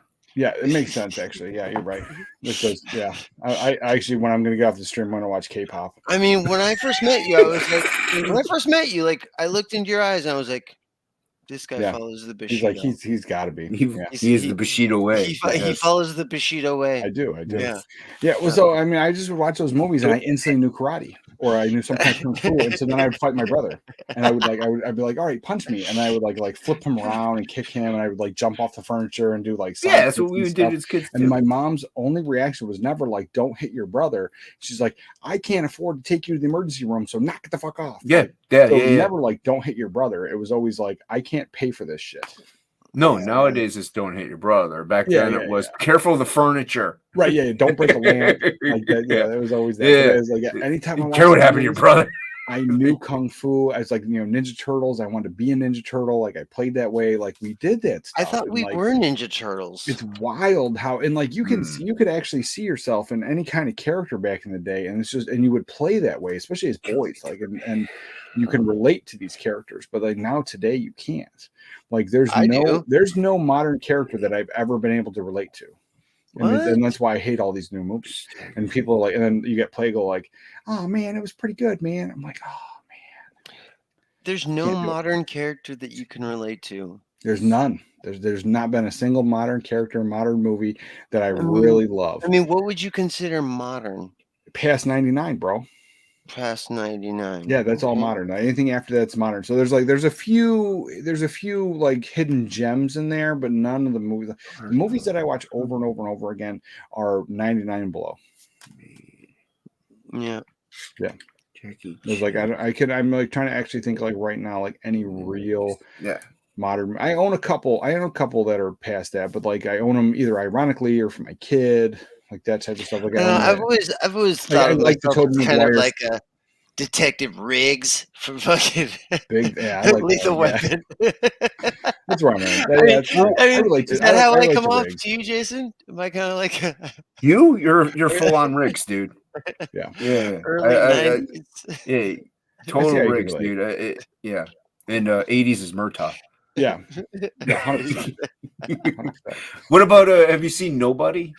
Yeah, I've seen that. You like it? I liked it. I thought it was good. Oh, I didn't hate it. Okay, that to me is. Actually, I decided today I'm gonna start a new show. I'm just gonna like review my comics or whatever, and it's gonna be the hated or didn't hate it. That's gonna be like, I read this today and I didn't hate it. Just straight pass or fail. You should even have like a little thing where fucking like your thumb goes down and the fucking thing gets like fed to the lions or some shit. Like, John Wick. A lot of people like John Wick. I was more, dude.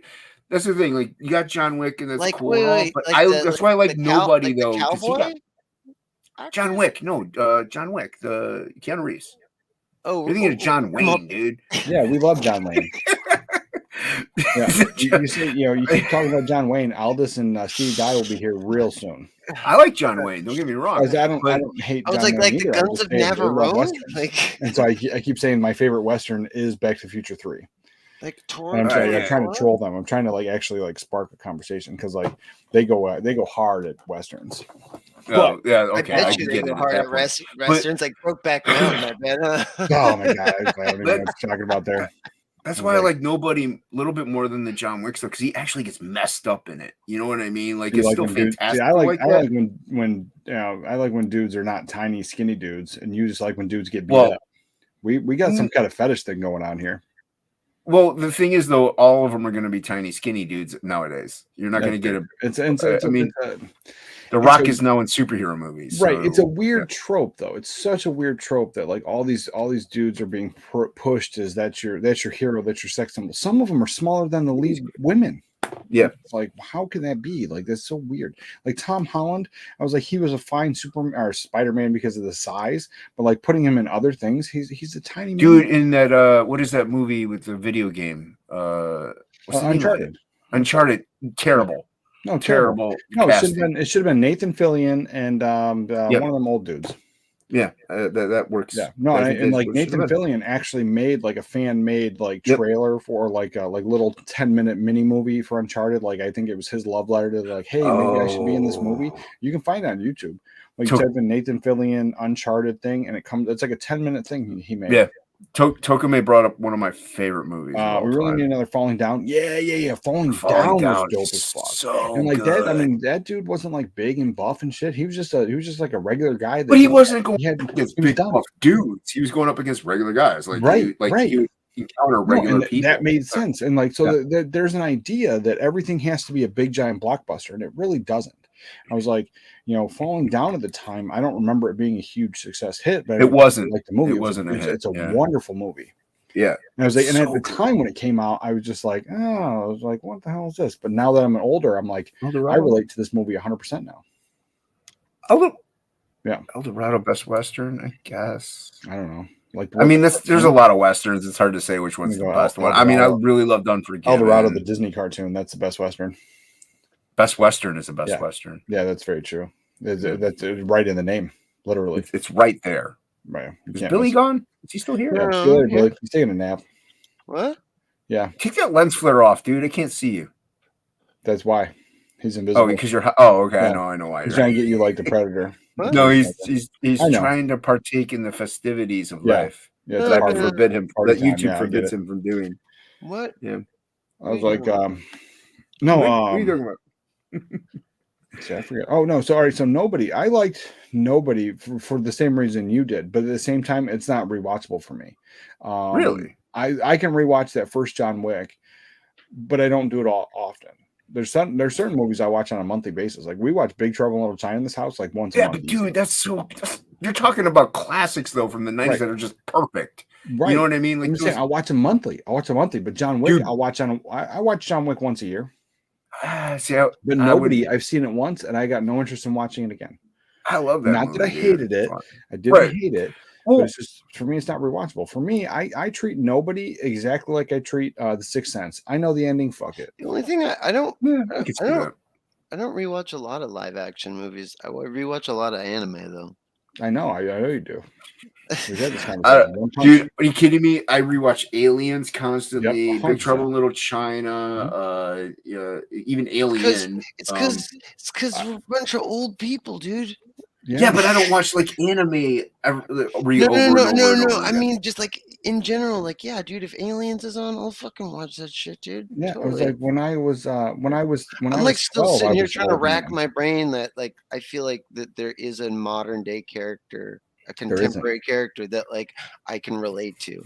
There isn't. That, like, I don't know. Like Maybe what one in anime, but not one in real life. Yeah, but No, the what- reason no, no, no. being, What about what's his face? Tom Cruise from the Mission Impossible movies. That's all. Right, come out those now. aren't really doing mo- Mission dude, Impossible those are- shit on the side. Yeah, dude. Don't you? Okay, all right, then you can relate. I mean, like Oh, as a wow. man, like trying to get shit done, you know, like this. I'm just like, what the fuck are you okay, hanging off the side of an airplane? okay, But okay, okay, I'll allow it. who do you relate to in the fucking Aliens movie? You're like, last time I had my pulse The rifle, I aliens. was Look, I'm you're trying to not- always get the dude, bitches. you're not relating to like the actual physical entity of what Yeah. the person. You're more Listen, relatable the alien to their impregnates determination, Sigourney their Weaver. I have character. 5 children. I spent my entire life trying to be like the alien. You're ridiculous. You're ridiculous. But you identify with like their Okay, character, wait, not wait, their wait, wait. actual person. I relate to Chronicles of. I mean, that's not a name, but like Chronicles of the Riddick? Chronicles of Riddick series. Like, I feel for that shit. You know, I've been in jail. You know, I've wanted to trade my eyes to get night vision for some Newports.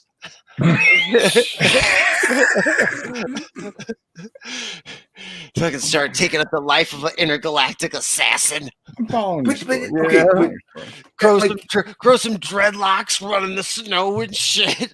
No, but Wait. so like how I relate to like Big Trouble in Little China. So like Kurt Russell's character, like he's gung ho, like he's hard drinking, hard fighting, having a good time, and then when shit hits the fan, he's there, and that's how I was in life.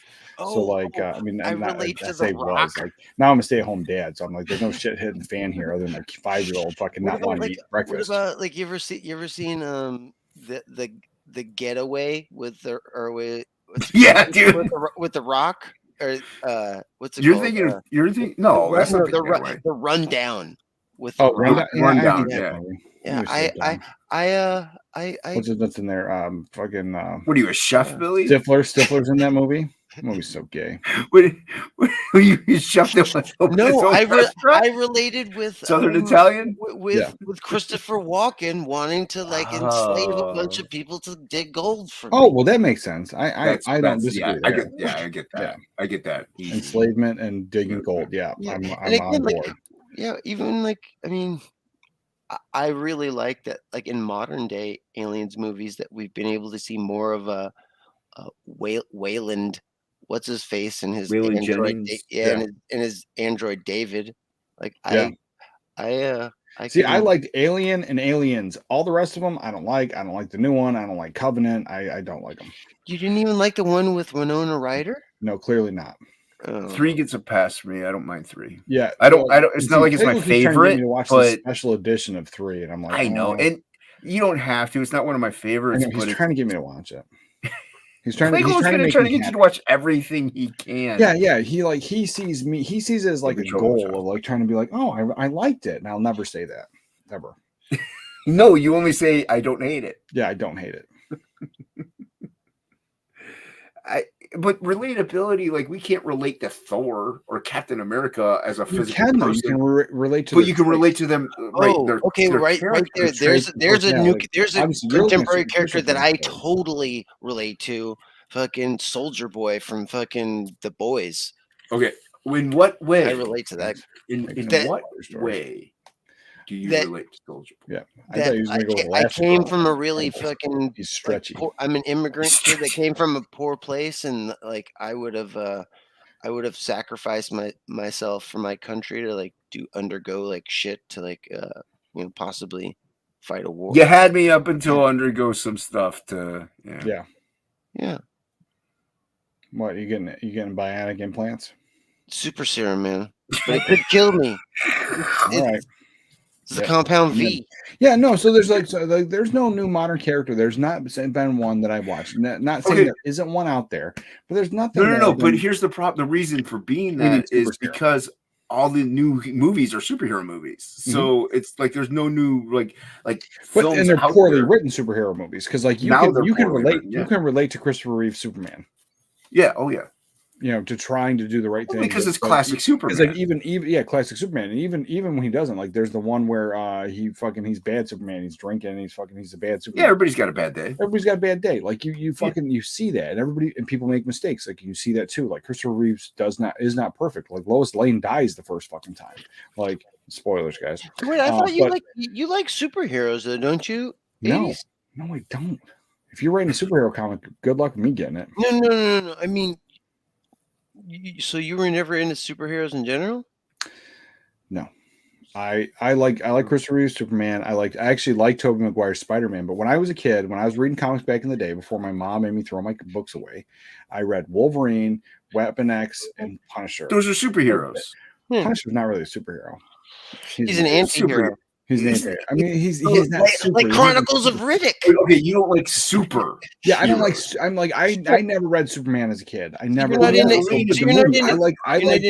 like Christopher Reeve Superman movie, but I never liked the comic ever. I never liked Superman. Giving it a chance, but I even read Death of Superman. I fucking hate that shit.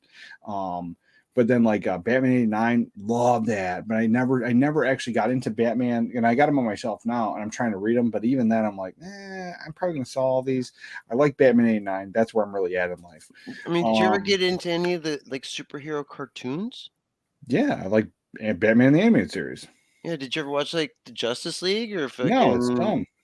But once again, Batman though isn't a superhero; he's just a hero. That's my point. He's a man. But Wolverine is a superhero. He doesn't never really been into superhero movies or superheroes in general. I have always appreciated Superman but the Christopher Reeve movies, like that's. I was pretty going to much agree with you on that, dude. I hate Superman, but I like the Superman Christopher Reeves movies and stuff like that. Those are great. I hate Superman as a character. Spider-Man, but I when I was a kid, I had 2 Spider-Man books. One was Spider-Man 2099. I had one of those, and so I thought it was kind of cool. It was a different cover. I gave it a chance. But it really wasn't for me. And I had one. It was like a Spider-Man Wolverine crossover, and that was it. So like for me, and I remember those older Spider-Man cartoons when I was a kid, and I was just like, this really isn't for me. But I always liked the Tobey Maguire Spider-Man movies. Those are good. Yeah, those are good. Yeah, that's where I'm at with my superheroes. But like, I don't have any on my. I have ironically I have Spider-Man up there because he's next to Mary Jane. Yeah. So I have lady statues. I'm more into the superhero, especially like the DC animated series, like superhero stuff. I'm more into that stuff than I actually am the live action like Marvel Universe stuff. Yeah, I'm not. I've never been like, and that's what I say all the time. Like, I'm not really into superhero books. So like, if CG's putting out a superhero book, I'm just not going to get it because it's not my thing. What do you think of Constantine? Do you like Constantine? Yeah, actually, I do like Constantine. But See, there you go. There's a relatable fucking guy that from a modern movie. Yeah, but his personality is relatable. Yeah, like, hey, you can't cast magic. You're not out there fighting fucking demons. You would do it, right? Constantine hates everything. Weird. How I like that one. Yeah. Yeah, maybe it's because like maybe we don't know that you're fighting demons. Like we're normal people. They're superpowers that were always speculated, but in reality, they were just people that figured out how to manipulate others into thinking. Yeah. I don't know if he meant herpes. I don't know. I don't think he meant herpes either, but that's I don't think he meant herpes. Yeah. That reminds me of Space Herpes, Ice Pirates. I love Ice Pirates. That's a phenomenal movie, and I watch it multiple guy almost times a year. got his dick chopped off in that shit. Yeah. Really. Yeah. Great movie. The other guys do. Yeah, there's no that one guy. Remember when he was on the conveyor belt in the Heroes makes more sense than herpes. A little bit. I still like the original version though. Yeah, herpes makes sense. Herpes makes sense too. Yeah. You think about there can be a hero without being superpowered, and there's a thing. And I've always attributed like the love of superheroes, like not just the love, like you can love a superhero, but I have always attributed the love of superheroes to dad replacement. So like if your dad's not around, like the superhero is now your dad. And I was like, and I really saw it hardcore when people that never read comics and never gave a shit about this stuff, like went to those Marvel movies and like they were $1 billion movies because people that never went before started going and then it became, but they never picked it up afterwards. They just saw it visually. And it's just, you look at those people, they were all raised without dads. I like shit with robots. My dad was around. But that doesn't include everybody. You were a nerd. You got you got like 35 fucking long boxes behind you. You were going to go anyway. That's not 35, but I'm talking about the people that never stepped foot in a comic book. I got more under my computer desk. You know, we're like, oh my god, Marvel movies are the best. Is it your computer's being stacked up by your table? Your desk is sitting on. I got 5 under my computer desk and 2 under my art table, and then a short box next to my drawing stuff. Yeah, makes sense. Yeah, no, it's like there's a. Marvel movies started off okay, and then they just got crappy after each. I mean, Phase 4 is just the worst ever, and I heard Black Panther is total trash, except for Plague-Ole, obviously, who thinks it's a 6. Yeah, but he was like saying he was going back and forth, and he was just like, "It's good, it's not good, it's trash. You're not gonna like it." And he's like, "I'm gonna buy it anyway." And he's like, it's okay, it's watchable, I like it. Nothing about what he was explained to us like sold me on it. Yeah, I'm not gonna see it. But that's the problem. There's no like I can't think of a cool movie that's going to be coming out that can be like, oh, this is going to be dope, and this person I can kind of like relate to in a way, and like aspire like, this guy has troubles like I do in a way, or whatever. I can't think of one. I can't. I can't think of anything past 99 of like I'm really like into it. I mean, 99, yeah, maybe even 99. There's a couple, but like I mean, I don't, I enjoy the Tobey Maguire Spider-Man for 2 reasons. I don't technically relate to him, but it's more that at the time when it came out for me, it was a really cool thing because it wasn't a new version of Batman or Superman. It wasn't Right. something we've already had before in different forms in one or another. It was a new superhero. It wasn't new, but it was a new to the cinema. Like we haven't had that. And I mean, I also realized that there was Spider-Man in different forms on the TV show, like the live action. Right. And people can relate to Peter Parker easily. You know what I mean? Easily. So it doesn't matter. Almost doesn't matter who's playing them. I mean, Right. like a little difficult with Andrew Garfield because he's such a pretty boy. You're just like, what? That's not possible. That guy's a nerd. Yeah. Come on. It's like, no, he'd be Well, dating. and I always thought he was too tall and lanky. So like He was too tall. but I didn't hate those either. I own those ones as well. And Yeah, I kid didn't loves mind. He Spider-Man. just had terrible script. Yeah. That's what it was. He just had a bad movies to be in. He was okay Yeah. as Spider-Man. Yeah, Yeah, I don't hate him it. as Spider-Man because I actually like that newer No Way Home to a point. I mean, I didn't love it, Right. but I do not like. I mean, I think Tom Holland is a good Spider-Man, a good Peter Parker. I Fuck just that don't kid. like those movies he was in. Billy does not like him. I hate Yeah. him so much. Oh no, I don't think I like him as an actor either. I just think like his Good enough. size, his look. I think he's a good looking Peter Parker. Because I was like, I like my Until he Peter Parker opens to up look his good. fucking stupid little fucking mouth. And Oh my god! over. You want to talk about One Punch Man? Yeah. Why did you have to bring it back around? Oh, because I've never seen him like get angry like that. It was like I had to balance it out a little bit. Because I really like Spider-Man, and like Tobey Maguire is the best Spider-Man, and Tom Holland is just fucking just so stupid. He's a big meanie head. Fucking, I hate him so much. I was like, let's go. I hate Pete Davidson, so A that's fair. Person of Interest is good. It's a good show. But we're talking more movies, though. I mean, you can find some decent shows out there. Like, what was the one? Reacher was pretty good. Yeah, it that wasn't was bad. good. It wasn't What was bad, the but I one didn't with like- I didn't Chris like the Pratt? Reacher I finished The wasn't that Reacher Boys movie? season 3. You want a cookie? No. I mean, we were just talking about newer shows. Like, that's a newer. Yeah, show. but shows that you can maybe relate to the like one of the Yeah. people in it. Like Reacher was good. What was the movie one with Chris Pratt? The show with Yeah, Chris I Pratt. could relate. Terminal to List. Huey. What's good? You can relate to who? Huey, or Huey. actually, or I could see you relating to Huey. or Frenchie. I can't see you. Okay, no, I take that back. I could see you relating to Frenchie. Oh, fucking do all the ecstasy. That's what I mean. I'm like, yeah, never mind. I see it. You're not my fucking boss. Yeah, Terminal List is good. I really like Terminal List. But those are shows. I mean, it shows you can actually develop a character because you have a whole bunch of episodes to do it in. Movies, you have 2 hours. If it's a really good movie and they do it right, 2.5 is actually adequate. But yeah, I can't think of a movie that's come out in a long time where I'm just like, yeah, I really relate to that dude. He struggles, man. And it's like everyone gives me shit for like not wanting to see these new movies. Is like I'm just tired of Who being the fuck? disappointed. Like, what are you? Hancock? What are you trying to say? Like, you're like, oh yeah, I relate What, to the the, one what, with Will what are you Smith? gonna see? Like the Yeah. Dewey Cox story? Um, Like, yeah, I relate to this guy. Like, People How do you not relate to Dewey Cox? Yeah, it's like You gotta walk hard, man. you gotta walk Hard. hard. yeah. Hard. I was like, and like movies can make you laugh, and you don't have to relate to the characters in there. They can make you laugh, and you can enjoy them. There's that. But like when we're talking about like serious movies, action movies, that type of stuff, like generally your love comes from caring about these characters. And almost always when you care about these characters, there's some kind of attribute, whether you can see yourself in them or you see that in something else, like specifically your mate. Like, so if there's a broad on the screen and then you like her for some reason, not even just the way she looks, like she might be your ideal woman or your current mate already. Like that's an actual thing. And people do that all the time. Like usually all the broads I see on TV where I'm like, I like her. It's my wife. You know? It's my wife. Yeah. Your wife's on TV?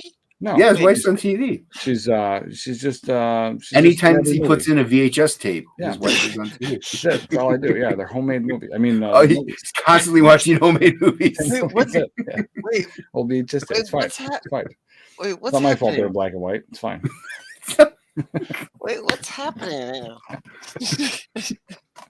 don't understand. Oh, well, yeah, it's gonna Yeah. rack my brain. I'm gonna try to think of something that came out. Right, and I remember watching it because I like just said, told you, Constantine. God, no, dude. Constantine came out No, Right. I'm not counting Constantine. Yeah, the movie. Constantine's fine, but I said I'm miserable, so like it makes sense. But Constantine was also a comic book long Yeah. before it was a movie. Like, Right. it's not a new property. No. Yeah, but the movie came out after. Yeah, but 2000. to be fair, most of these movies, even if they're not reboots or a rehash of something, they're usually off of a property somewhere. There has not been an actual new movie that just came out of someone's You're head like, in oh a my very god. long time. Dude, there's no such thing as new ideas. Everything. Well, and here's the crazy one, right? There's no such thing as new ideas, but like the story of Gilgamesh and fucking and the Odyssey like tells every story that's ever been fucking like told already. Like Wrath of Man. Did you see that? Yeah, actually, I didn't hate that one. That one was good, and it's kind of relatable. Jason Like, Statham? yeah, if somebody were Yeah. to like do that, yeah, I could see like that determination and Yeah, I didn't drive hate that. to I mean, take. yeah, it was just like But yeah, that's just I one mean, movie, though. That's not like a just franchise. like your opinion, man. And then you go the Big Lebowski. I hate the Big Lebowski. Oh man, I might have to kick you and never talk to you hate it. again. Hate it. I totally relate to John Goodman in that movie. What, How you're does lazy and anyone you don't not want to like do relate anything? to You the just want to get your pay. That's it. You should love that movie because you relate to the nihilists. I know. You listen here, Larry. All right. Fair. I watched The Big Lebowski when it first came out, and I was not a fan, and so I've hated it ever since. And then this weird cult following that's gone with it. I think it was part of a fake thing. At first, I feel that there was people that were like into it, but now there's like a dude religion. Like there's there's all these weird people that love this movie, and I'm like, once you're there, I'm like, I'm out. You're a contrarian for being a movie, dude. Like, you're you're a contrarian. Yeah, I might be. So I was like, I will give it a shot, but I'm telling you, I gave Star Wars or Star Trek a shot. And I'm like, I'm done. So. No, you didn't though. You gave the Star Trek movie. That's what I'm supposed to do. I'm not doing no TV show. I don't have time for that shit. What's that? 40 years of fucking Dude, TV. they're I gotta half-hour cram in? episodes. How do you not have time It's for 40 that? years of TV I got to throw in before the next time I do a show. I'm doing a show tomorrow or tonight. Oh, you have to watch all these before a show? Yeah. So I got to be able to talk about it. There's no way I can sit there and watch all them Star Treks and talk about that. No, shit. but you So I can watch watched a the few one. episodes and be like, hey, I don't mind. It's taking a little long time to get it. No. Blah, blah, blah, blah. Yeah, I was like, nah, I saw Generations. I'm done. And like this kind of raises up another point that the reason there was also no new ideas because people, at least the people that are making these movies, they want the fan bases anyway. They don't want to risk a new idea. Well, they don't really want the fan base because because then we get shit on the side. Well, they want the name. They want the popularity. Yeah, and they want the falsehood that comes with that. And then go, oh, everyone loves this, and if you don't love this, you're wrong. And then you're like, oh, you don't love this one? Wrong. Fucking fuck off. Yeah. So no. So like, yeah, 100%. Billy, killing me. No, but yeah, and you're right though. If you don't like it, then get out of here. But if you don't like it, you're the fan. We want the fans, but we don't want the fans. Right. They want the popularity, and that's it. And so so people don't create anymore. So like when you look at like when they were actually coming up with when George talks about coming up with Raiders of the Lost Ark and stuff, it was a culmination of the influences of watched when he was a kid, books he read, that type of stuff, and he wanted to do this adventure story, and that's what spawned fucking Indiana Jones. And so like you don't really get that anymore and like you do see it now in CG, you see it in these comic book creators, but like most of the time, like in the new modern movies, it's not. There's no original idea. And then a lot of times now I'm seeing, and there's no problem with homages. So there's no problem with like an influence, like a movie maker puts in a scene and it's very similar to another movie.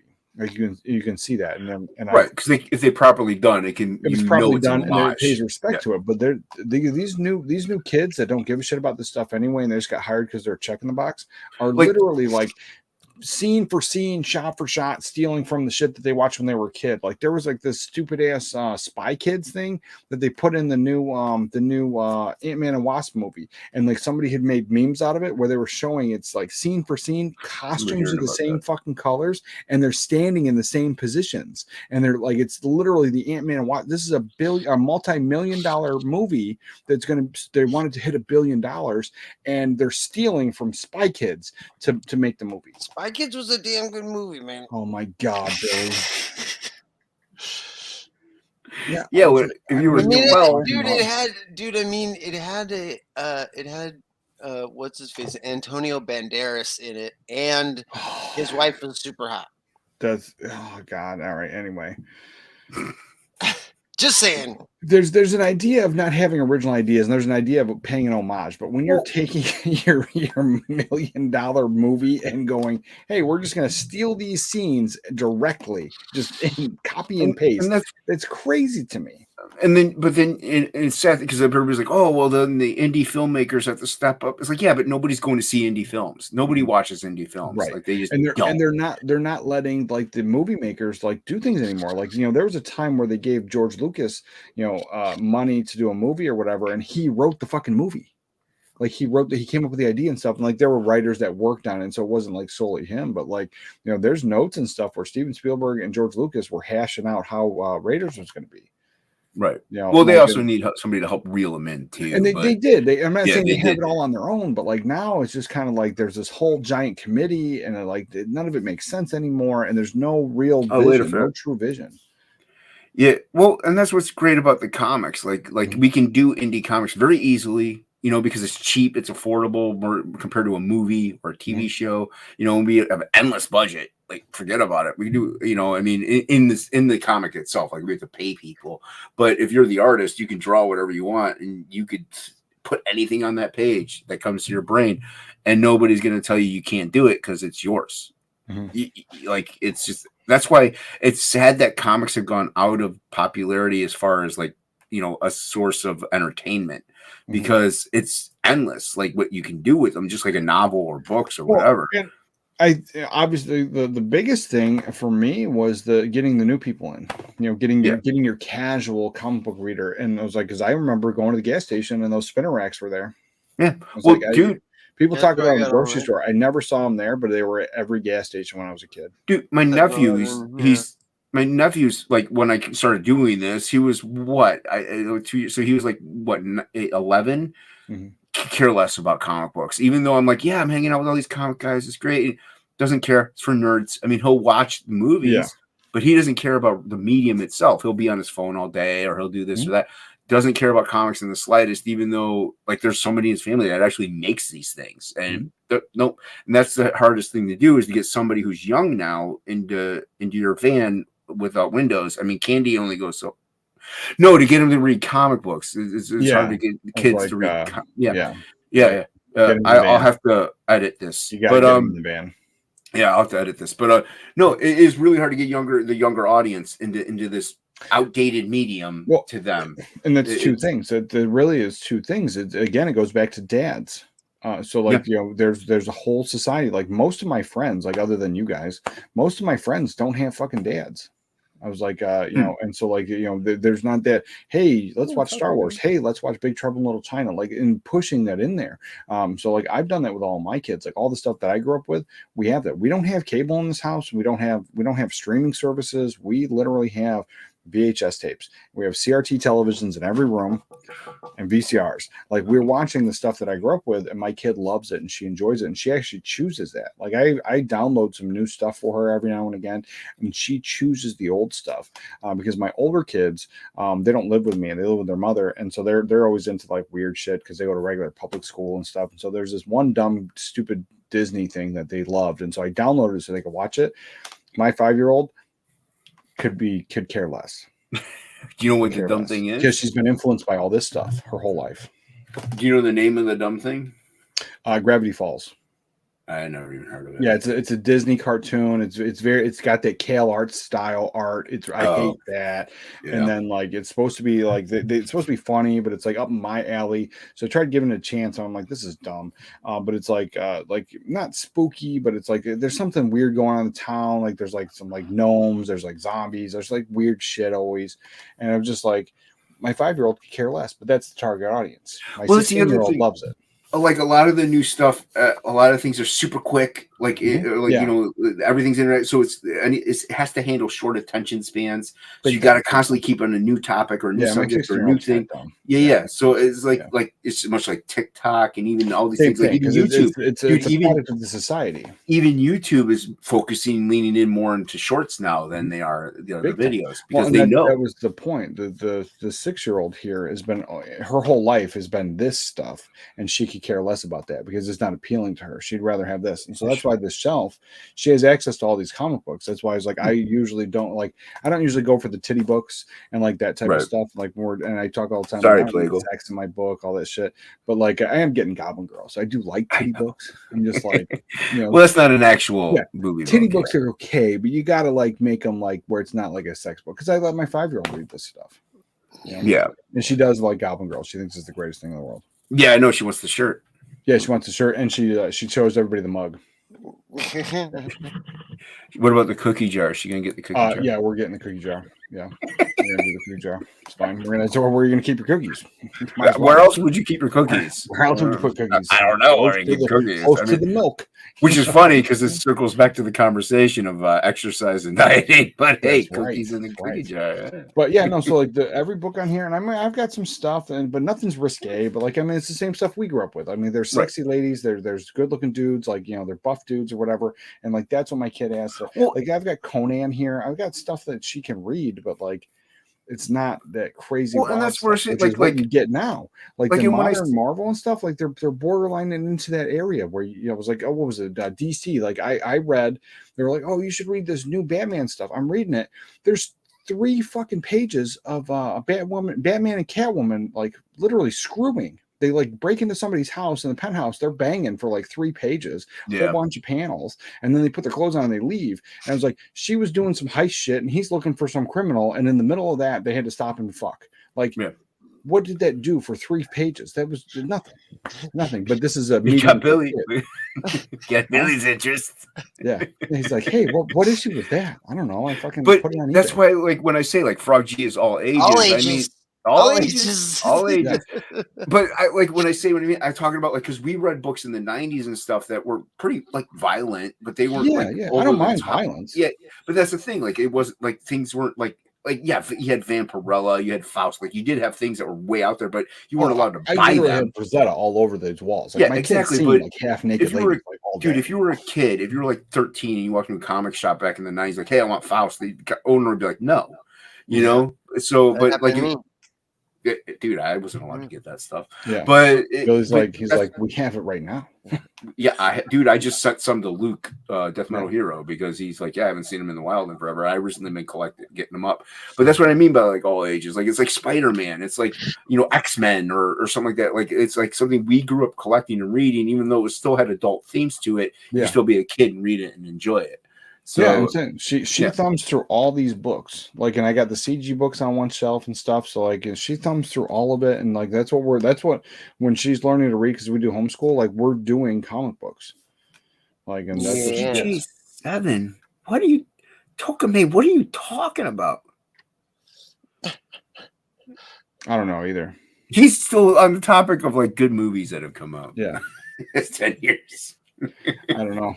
Maybe. He's still focusing in on that one. I think he's like our only viewer, so that's fine. That's fine. No, that's fine. He's commenting. He's having fun in the chat. Yeah, I'm trying to read his That's what stuff. we're here for. Because if he wasn't watching, we'd be doing the same thing anyway, right? We'd be doing the same thing just for I was, nobody. I was gonna say too that I was gonna get going. I'm like super fucking hungry. Of course you are, and- Billy. Of course you are. Of course you are, Billy. I just got here. Yeah, I just got here. Yeah.